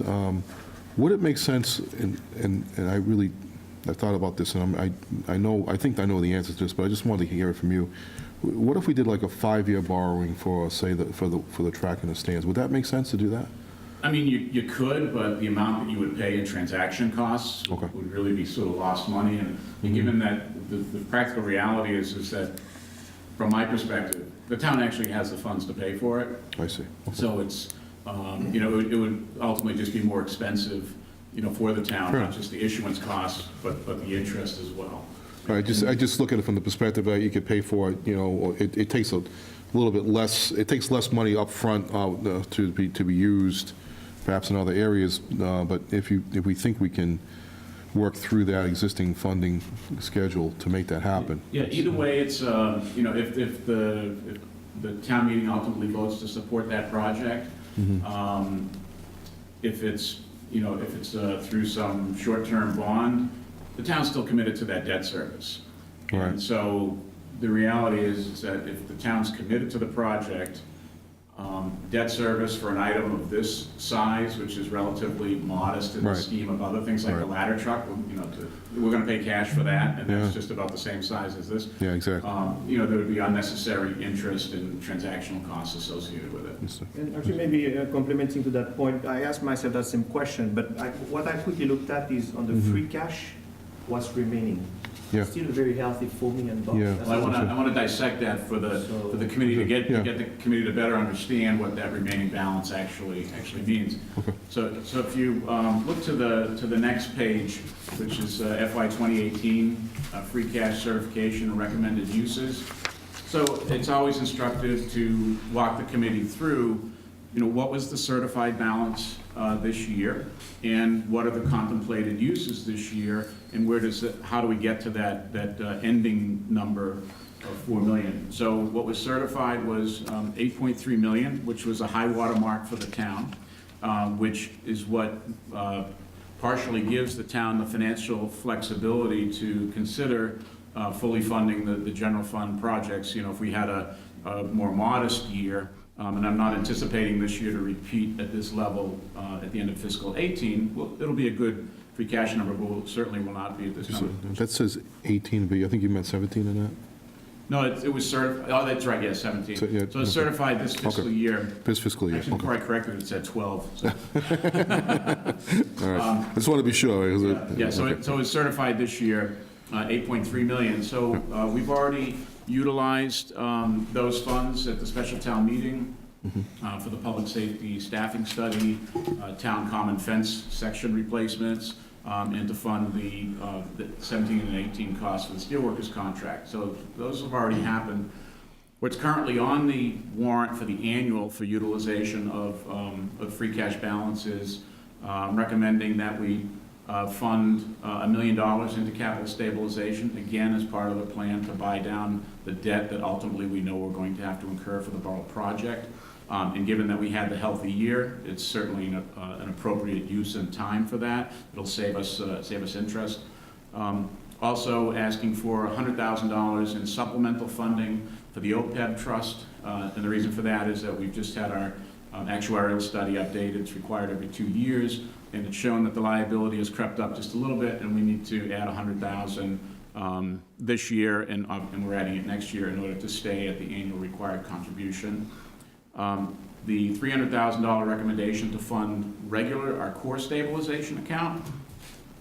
That's just to stay consistent with our financial policies, where you know, we've agreed to maintain a core stabilization, or you can call it the disaster fund, that's equivalent to 5% of general fund operating expenses. So by making this move now, this will actually make us achieve that mark with the FY19 budget, and probably carry us for the next 2 and possibly 3. So again, a good time to make good on our commitments to financial policies when we can. The fire contract is open and unsettled for FY17 and 18, so we've got an amount estimated for that. And then there's also one other item to support the town share of regional dispatch non-reimbursable grant expenses in the amount of $53,250, and that's an amount that all 3 other towns are also going to be required to raise at the annual town meeting. Again, we have a substantial grant for the regional dispatch center that's currently in construction and process, if you will. but there are still some unreimbursed costs which we've known about and, it's been part of the plan. And so this amount here, $53,250, will actually true up our 18 costs and fund our FY19 costs as well. So accounting for all those items gets us down to a balance of $6.35 million, and with the amount suggested here, $2.33 million for capital, give or take, that's what would result in the $4,018,000 balance. And the next page is just giving you a longer-term history of free cash certifications and uses, last 11 years. So you can see that in the FY18 column, there is no free cash needed to balance the FY18 budget. And if you averaged the other 10 years, combined use of free cash for operating and capital, you would find that that comes up to an average annual free cash spend on the budgets of about $2,150,000. So this $2,332,000 certainly fairly consistent with what we've done in the past. And then I've highlighted in the 18 column the items that that are still up for discussion for the annual town meeting. Yes. 2 quick questions. The first one is, when compared to 2017, what's the percentage of certified cricket? What's the minimal acceptable level? Turn to the next page. Oh. You are right in sync with me, Bernard. So this is a one-page extract, this one that says free cash estimates, FY 2013 to FY 22. Most of what's listed on here is not necessarily meaningful other than the highlighted lines. But what this is an extract from our long-range plan, and which I've recently updated for where the FY 2019 budget currently stands. So it reflects all of that and any roll forward impact of that out through the next 4 years. It also includes the capital items that are being requested as well. And so what's important about understanding this slide is to see in the 18 column, here we are, we started with 8.321. If you go up a line in the 19 column, you see assuming that all the funding items that have been put forward, whether it's capital or the other annual town meeting articles, you'd see that would roll forward just over $4 million. However, stadium receipts are actually down pretty significantly this year, so our local receipts recharge of $1.5 million is not what it what it used to be. Typically we're targeting $1.5 million, and often we overachieve that. So if you follow it out through fiscal 22 and assume that all of the items that would need free cash funding, and that doesn't mean they all would get it, for the capital budget, and the use of the free cash for the operating budgets in 2019 and 2020, which would allow us to absorb the debt service for the borough project. The debt service annually would be about $1.1 million. So if you look at used for next year's operating in 2019 and 2020, so those are for 20 and 21, $1.8 million and $1.5 million roughly. Those are primarily required in order to fund the debt service. It's because of our estimated cash position in 2021 that disappears. But the very bottom line, as you can see, is that unless we see some improvement, often we do, that this plan, which starts with the allocation of funding for this year's capital, would drive the balance down to close to $1.7 million, which is it's good for the town. The long history of the town is the town has really ever carried anything forward, but we're on stronger financial footing these days, and so to target something between $2 to $3 million to carry forward is always healthy, especially if we hit hit a down cycle in the economy, which would likely come. So it's still a pretty good position, and it all depends on everybody's, sort of risk tolerance. So that's ultimately over the next, 5 years what, this allocation of free cash, how that would impact, the trend that we're on. Still, pretty good, but, on the lower end of where I'd like to see us. But again, there are many, many moving parts that impact free cash, and, in a year, this forecast is going to look different, or probably look different in a month. The last item I wanted to turn your attention to is I just wanted to show you the ambulance receipts reserve fund. Again, which I've explained, has been extremely important to fund not only the capital budgets, but the operating budgets. And I wanted to show you that even with the allocation of the $409,000 requested this year, as well as the $975,000 that is budgeted to support fire budgets in 2019, we still, wind up with excellent, healthy balances that continue to build, and then in 2023, when we would need to fund the ladder truck over $1 million, if you look at the CIP line at the top in bold, we still wind up land at a nice level that's consistent with where we've been historically. And of course, we won't have an expense like that again for quite some time. So the point of this slide is to show that the ambulance receipts fund can sustain what's being requested here. And as a matter of fact, what's being requested here has been part of their long-range plan for quite some time. So that's the long and the short of the funding that's out there. These are just recommended numbers. They're not gospel. The committee has full discretion to take with however many grains of salt they will, what's being recommended here, and make their own recommendations. So thank you, Randy, for that. That was really helpful. So the question then is, how do we proceed from here in terms of ranking, proceeding with the allocation to each item? What's the go forward? So if you go back to the, prioritize within fund sheet, so it's probably easiest to start below the general fund piece. So ambulance receipts fund, those are very highly supported by the committee, and the total of $409,243 is fully supported by the fund. So that funding's available if the committee should so choose to support it. Same with water enterprise, just below that. Again, all highly supported items collectively by the committee. $607,300, is available as part of the water enterprise's, funding and rate plan, and that those can easily be fully funded by water enterprise.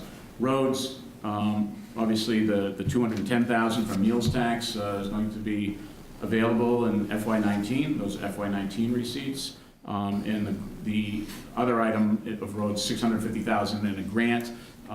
Technically, we don't even have to vote that because we just receive it, but it's always good. We always do it to show the public, in total, here's how much is going to roads. It's always good to, show the full picture as opposed to a piece. So those three areas are. So let me just throw out a concept to everybody that's here as a proposal to proceed efficiently in terms of doing this.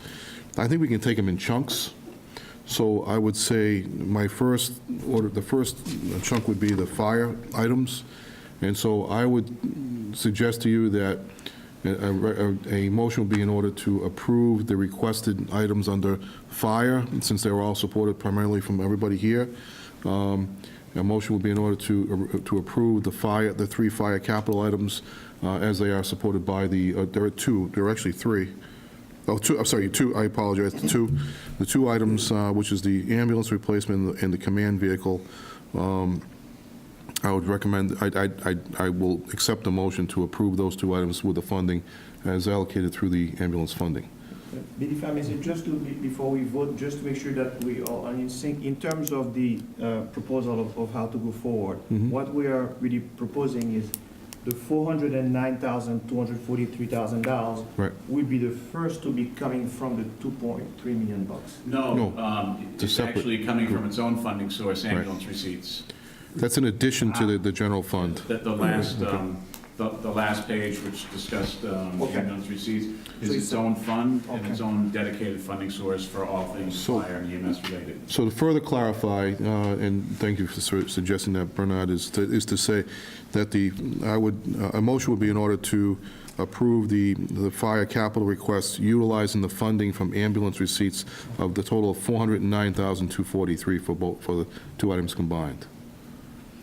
So do I hear a motion on that level? So moved. Do I have a second? I second the Second. motion. Okay. All in favor? All right, okay. All right, so those items are approved. All right. With respect to the water items, since, and there's a total there of $607,300, that would fund the system improvements, the well reconditioning, the 5-ton dump, the 1-ton dump body, and the 1-ton utility truck. Do I hear a motion to approve those items with the funding again of $607,300? And that's coming from water receipts? It's coming from water receipts. I'll make that motion. All right? Do I hear a second? Second it. All in favor? Aye. Okay. So, all right, and the next one would be, I think, the road funding, because it's almost perfunctory in some ways, but it is appropriate to take the action. So it's actually, let's take it in two chunks. And we can do it, can we do it as one, Randy? Certainly. Okay, so it would be, the road funding would be from the $210,000 from the meals tax and Chapter 90, which is state funding that's coming from the Commonwealth. So that would be a total of $860,000 for road improvements. And so I accept a motion on that, for that item. Second the motion. All right, so a motion from Bernard, do I have a second? Yep. A second from Chris, all in favor? Aye. Okay, great. All right, so now let's go back to So this whole block then is all the free cash money? yeah, the rest of it is free cash, so, As well as the $85,771 right. from the So let's- reallocation price. So why don't we take that item first, because that's an easy one, because that's really a reallocation of existing funds. It's already been appropriated. Do I hear a motion to approve the Borough School Sewer Capacity Project? Yeah, I'll make a motion. That's a motion by Chris. Do I have a second? I second the motion. Bernard. All in favor? Aye? Okay, great. All right, so we'll try and get rid of the easy ones first. So now let's try and go back to the top and look at the townwide network system and technology improvement upgrades for the amount of $100,000 and that would come from free cash. Am I correct? Correct. Do I hear a motion to approve that request? So moved. Okay, motion by Roger. Do I have a second? Second the motion. Second by Bernard. All right, all in favor? Aye. Okay. All right, and then on the police, the sum of $40,088 to replace the weapons across the spectrum of police services. Do I hear a motion to fund that project? I'll make that motion. A motion made by Amy. Do I hear a second? Second. Second by Chris. All those in favor? Aye. Okay. Let's go down to, do we need to take any action on the fire substation future planning consideration? There's no funding for that, but I'm just taking them in order. Right, yeah. Actually, you might want to do them in the rank order. Yeah, the Yeah, second. yeah, I apologize. Yeah, it's probably easier to do that, okay? Okay, great. All right. We did Yeah. the top two. Top two, okay, so those two are done, yeah, thank you. So the next one is the school, the two 77-passenger school buses for the amount of $156,000. Do I hear a motion to approve that? So moved. Motion approved made by Roger, second by Chris. All those in favor? Aye. All right, next one is the 27 to 35-passenger minibus for the amount of $77,000. Do I hear a motion to approve that? So moved. So I'll move from Chris. Do I have a second? Second. by Bernard. All those in favor? All right. Okay, great. So, the school maintenance department pickup truck, which is probably one of the oldest one in their fleet, I believe, right? All right, Randy? I was just gonna, I know this will come up when we get to the end here, but this item, and I know it's a great case for it and it's needed, and but just so you know, this was an item that initially wasn't in the package. It was presented. The package I received was received about a month ago. So what I had initially put forward as a recommended use of free cash actually covered everything, but it doesn't cover, it doesn't cover this. That's not to say, but this ranked high, that's not to say you wouldn't vote it, but I just want the committee to be aware that, why will there now be a difference between what was recommended to be used and, what ultimately is listed here, and this is the item that does that. Does that, in fact, cause any reason for concern financially? It doesn't, as you can see, if we're, targeting roughly, $4 million, as the ending free cash balance. We're, I think it's 4,018,000, so, 3,990,000. So it's not a material item unless the committee has a different view after looking at all the other free cash schedules that this relates to. But it's certainly not, in the scheme of things, it's not a material difference to where we could potentially land. Let me ask a procedural question. Do things need to be on the CIP list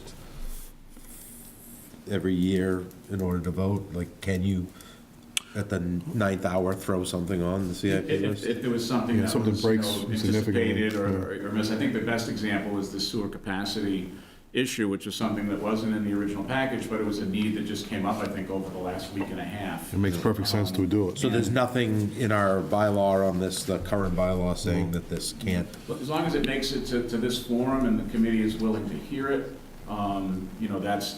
that's really the control that you have over that. Okay, very good. So do I have a motion on the maintenance department pickup truck for replacement? So moved. All right, do I have a second? Second. Chris, made a second. Do I, all in favor? All right, okay, great. Do you already approve the weapons upgrade? Next item is school computers, hardware, software, network upgrades, the amount of $190,000. Do I hear a motion to approve that? So moved. So moved by Chris. Second by Bernard. All those in favor? All right. Okay, the next one is the 4 copier replacements. We seem to, all these items have very high recommendations from everybody on the committee, so do I have a motion to approve that? So moved. Moved by Roger, do I have a second by Chris? All those in favor? Aye. Okay, next one is the high school music equipment upgrades, the amount of $26,000. Do I have a motion by Chris? Do I have a second? Second. Second by Bernard. All those in favor? Aye. Okay, down to Public Works. The John Deere 624 loader replacement, the amount of $197,500. Do I have a motion to approve that? So moved. Well, moved by Chris. Is there a second? Second. Second by Amy. All those in favor? Aye. The 5-ton dump sander plow truck replacement on the amount of $187,300. Do I have a motion to approve that? So moved. So moved by Chris. Do I have a second? Make a second. By Amy. All those in favor? Aye. The 1-ton utility body replacement on the amount of $60,000. Do I hear a motion to approve that? So moved. So moved by Chris. Do I have a second? Second by Bernard. All those in favor? Okay. I do appreciate the fact that Roger's not making a motion or a second on this, because he'd be effectively voting on his own equipment in that regard. So I appreciate the fact. So just so everybody's aware of that in dealing with that. The next one is the 1-ton 3,500 4-wheel drive pickup. Do I have a motion to approve that? So moved. So moved by Chris. Do I have a second? By Amy. All those in favor? The next one is the John Deere skid steer replacement the amount of $48,500. Do I have a motion to approve that? So moved. So moved by Chris. Do I have a second? By Amy. Okay, Amy. All right. All those in favor? Aye.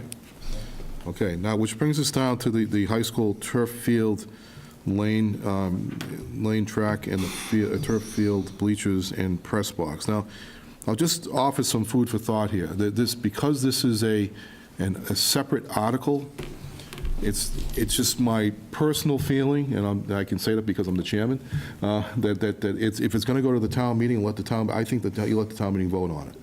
And you let people decide. Though it is still, of course, within the total prerogative of this committee to say whether you recommend it or not, but my sense is that you at least let it go forward to the committee for the town for consideration, because it's been debated quite heavily at this level for several years.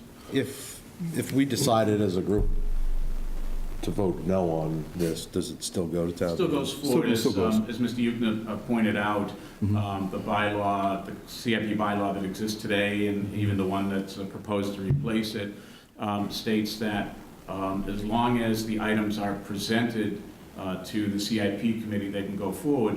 You know, of course, it still has to go through the Board of Selectmen and the Advisory Committee as well, so I think the Board of Selectmen could take an action as to whether it's, whether it's included, because it's not a citizen's petition. I mean, there's control there, but it would still need two other votes. Everybody could vote against it and still be on the warrant, and it can still go forward. Everybody here could vote against it. If the selectmen voted against it, it would be off the warrant. Unless they decided to take it off the warrant. Off the warrant. That's the only way it would be removed. Okay. But if they voted against it and said, well, let the people decide, like the chairman is here, it would go forward. What I meant by everybody could vote against it, the CIP committee, the advisory committee, the Board of Selectmen, if they all voted it down, but it stayed on the warrant, the town meeting would still be able to take action on it. Okay. So what's the pleasure of the committee? Well, if I may say, given my inquiry to Mr. Yuka in terms of the use of this facility and also balancing that versus us basically being able to fund it, I'm with you, Chairman, that at least for me, given basically, and that's why I have actually three, I believe that given the amount of money committed and also the fact that there has been so much history about it, having it as a separate warrant article to be voted, that would be my position. Okay. So do I have a motion on? Can I just ask a question, Sure, just go ahead. because being the new one here at the table? Yep. Is there a possibility to split that to where you just did and funded the 8-lane track through CIP? Sure, it would be, would have to split out the existing warrant article. I don't know if the board has actually closed the warrant yet, but if it is closed. Well, the board could certainly amend the article. Right, amended, but I think what Amy's asking is that we split it into two articles. Am I have that right? Well, I'm just trying to understand exactly how it would go based on, since I haven't been sitting here at the table in the past, and so it's been a long time. We've been talking about it for a long time and really wanting to see this, finish the campus so kids can come out from the high school and we can use it for the community, and then we could end up having the revenue to support the field going forward, because if we're 5 years in and based on the balance that's there, we're not going to be able to have that funding to support the field 10 years from now when it needs to be replaced.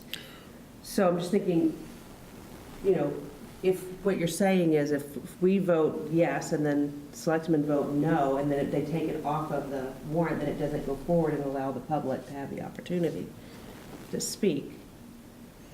It wouldn't be at this committee's level to do that if that's the case. But I think where I come on this is that I've been on the committee for 4 years now. This issue has come up virtually every single year. It gets debated back and forth, and ultimately we don't get to a point where we take any action on it, and it ends up sort of in limbo. So I think I'm at a point where I think it's appropriate to let the community decide. At the end, if the community decides they don't want to fund this project, then so be it. And then we sort of put the issue to rest. But I think if leaving it in an open, sort of an open state, so to speak, for so long, It sort of leaves like there's, for me, it sort of is a part missing in the process. And I think I'd like to, if the community really feels strongly about this project, then let them decide it. Why didn't it go to town meeting last year? I think what happened last year was the committee decided that I don't think we had the money to do it last year. It was a funding issue. It was a funding issue last year, whereas it's not a funding issue this year. No.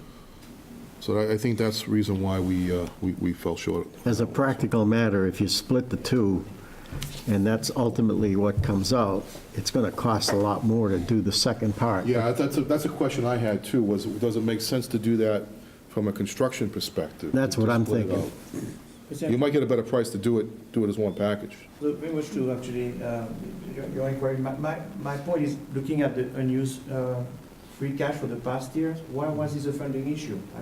There was free cash. But when we looked at our, financial plan at that point in time, we were dipping down into, a dangerous level, in the out Right. years. We're worried about the outer years. It didn't fit last year. Yeah, there were a lot more expenses, right? Right. Yeah. Exactly. So, thoughts? Do I have a motion to approve the request as presented? Anybody want to dip their toe into that water? That is approved on my side as long as we could put forward a warrant article to be approved by the voters, because given the past, the controversies, the use, we talked about safety, there are so many different, let's say, takes. From a financial standpoint, I'm very comfortable that it can be funded. So being very money-oriented, at least on my side, I don't see it from a financial standpoint. But again, the balance of the safety, the use, and then the history, I believe that for the voters, it would be probably the right thing to do, to present that to everyone, to have an objective vote, rather than just being, this is just my opinion. Right. And just so everybody's aware, these two items combined, the track and the stands, they already are a separate warrant article in the proposed warrant, so it is currently on the warrant as its own article. Randy, am I right? As a practical matter, every one of these items could be voted separately by town meeting. Oh, absolutely. If somebody puts a hold on one of these, Yeah. it would have to be voted separately That's anyway. absolutely true That's as well. traditionally the way the moderator has Yeah. managed the meeting, specifically in the operating budget, line by line. People can do holds, and he's also offered the same with the capital budget. Does anybody want to hold any particular, line item within the capital budget? But the good news here with the track and the stands is that it's already broken out. It's already its own warrant article. And maybe if I may say so, this is just as a food for thought. I ask myself, compared to everything else, is it a nice thing to have, or is it a necessary thing to have? And based on that, we have the money, but again, hearing viewpoints of safety, the betterment of the school, better for the environment, all these things into account, again, I go back to such a big decision given the amount of money and the history and so on. Not having that as a separate warrant article for everybody to vote on it may not be probably, I'm with you, Chairman, in that sense. So Okay. Yeah, and I'm on the same page. You look at everything, I mean, we heard of a truck that's 43 years old, that's a definite need. Correct. Personally, this is a nice to have, not a need to have. But that's just my 2 cents, and I do think we've heard it for so long, let the citizens vote. So your position could be, I mean, the committee doesn't have to vote 5-0 on all these things in terms of recommending. I mean, everybody still has the ability to have their position respected here in terms of how you want to vote on that. But at this point, what I'd like to do is get a motion on the table for consideration. So do I have a motion to approve? I'm sorry, to be more specific, approve to go to the next level? Well, it'd be a motion to recommend the funding. It would be approval of the funding. Okay. Do I have a motion on that? I second it. Well, you'll have to initiate it first. Okay, now we'll wait for the second. Do I have a second?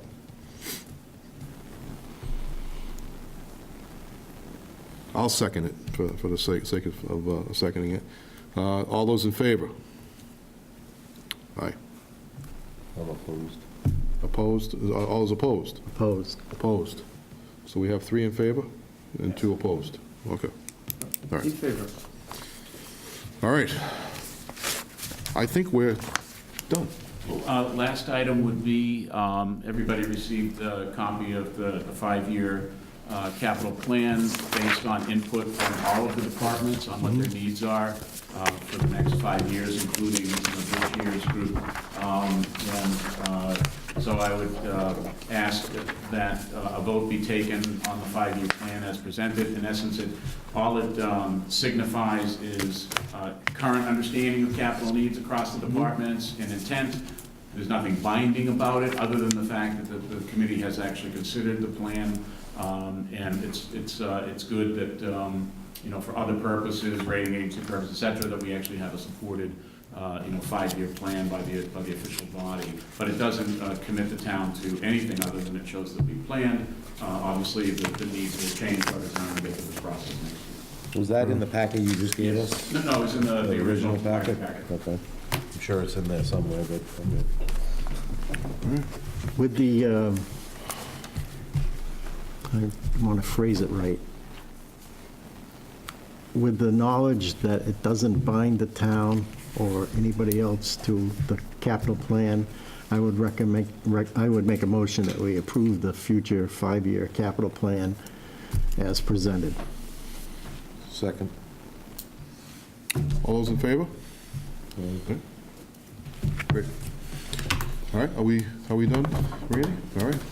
I'll make a motion to adjourn. Make a motion to Second. adjourn. Second, motion made by Chris, and all those in favor? Aye. Aye. We stand adjourned.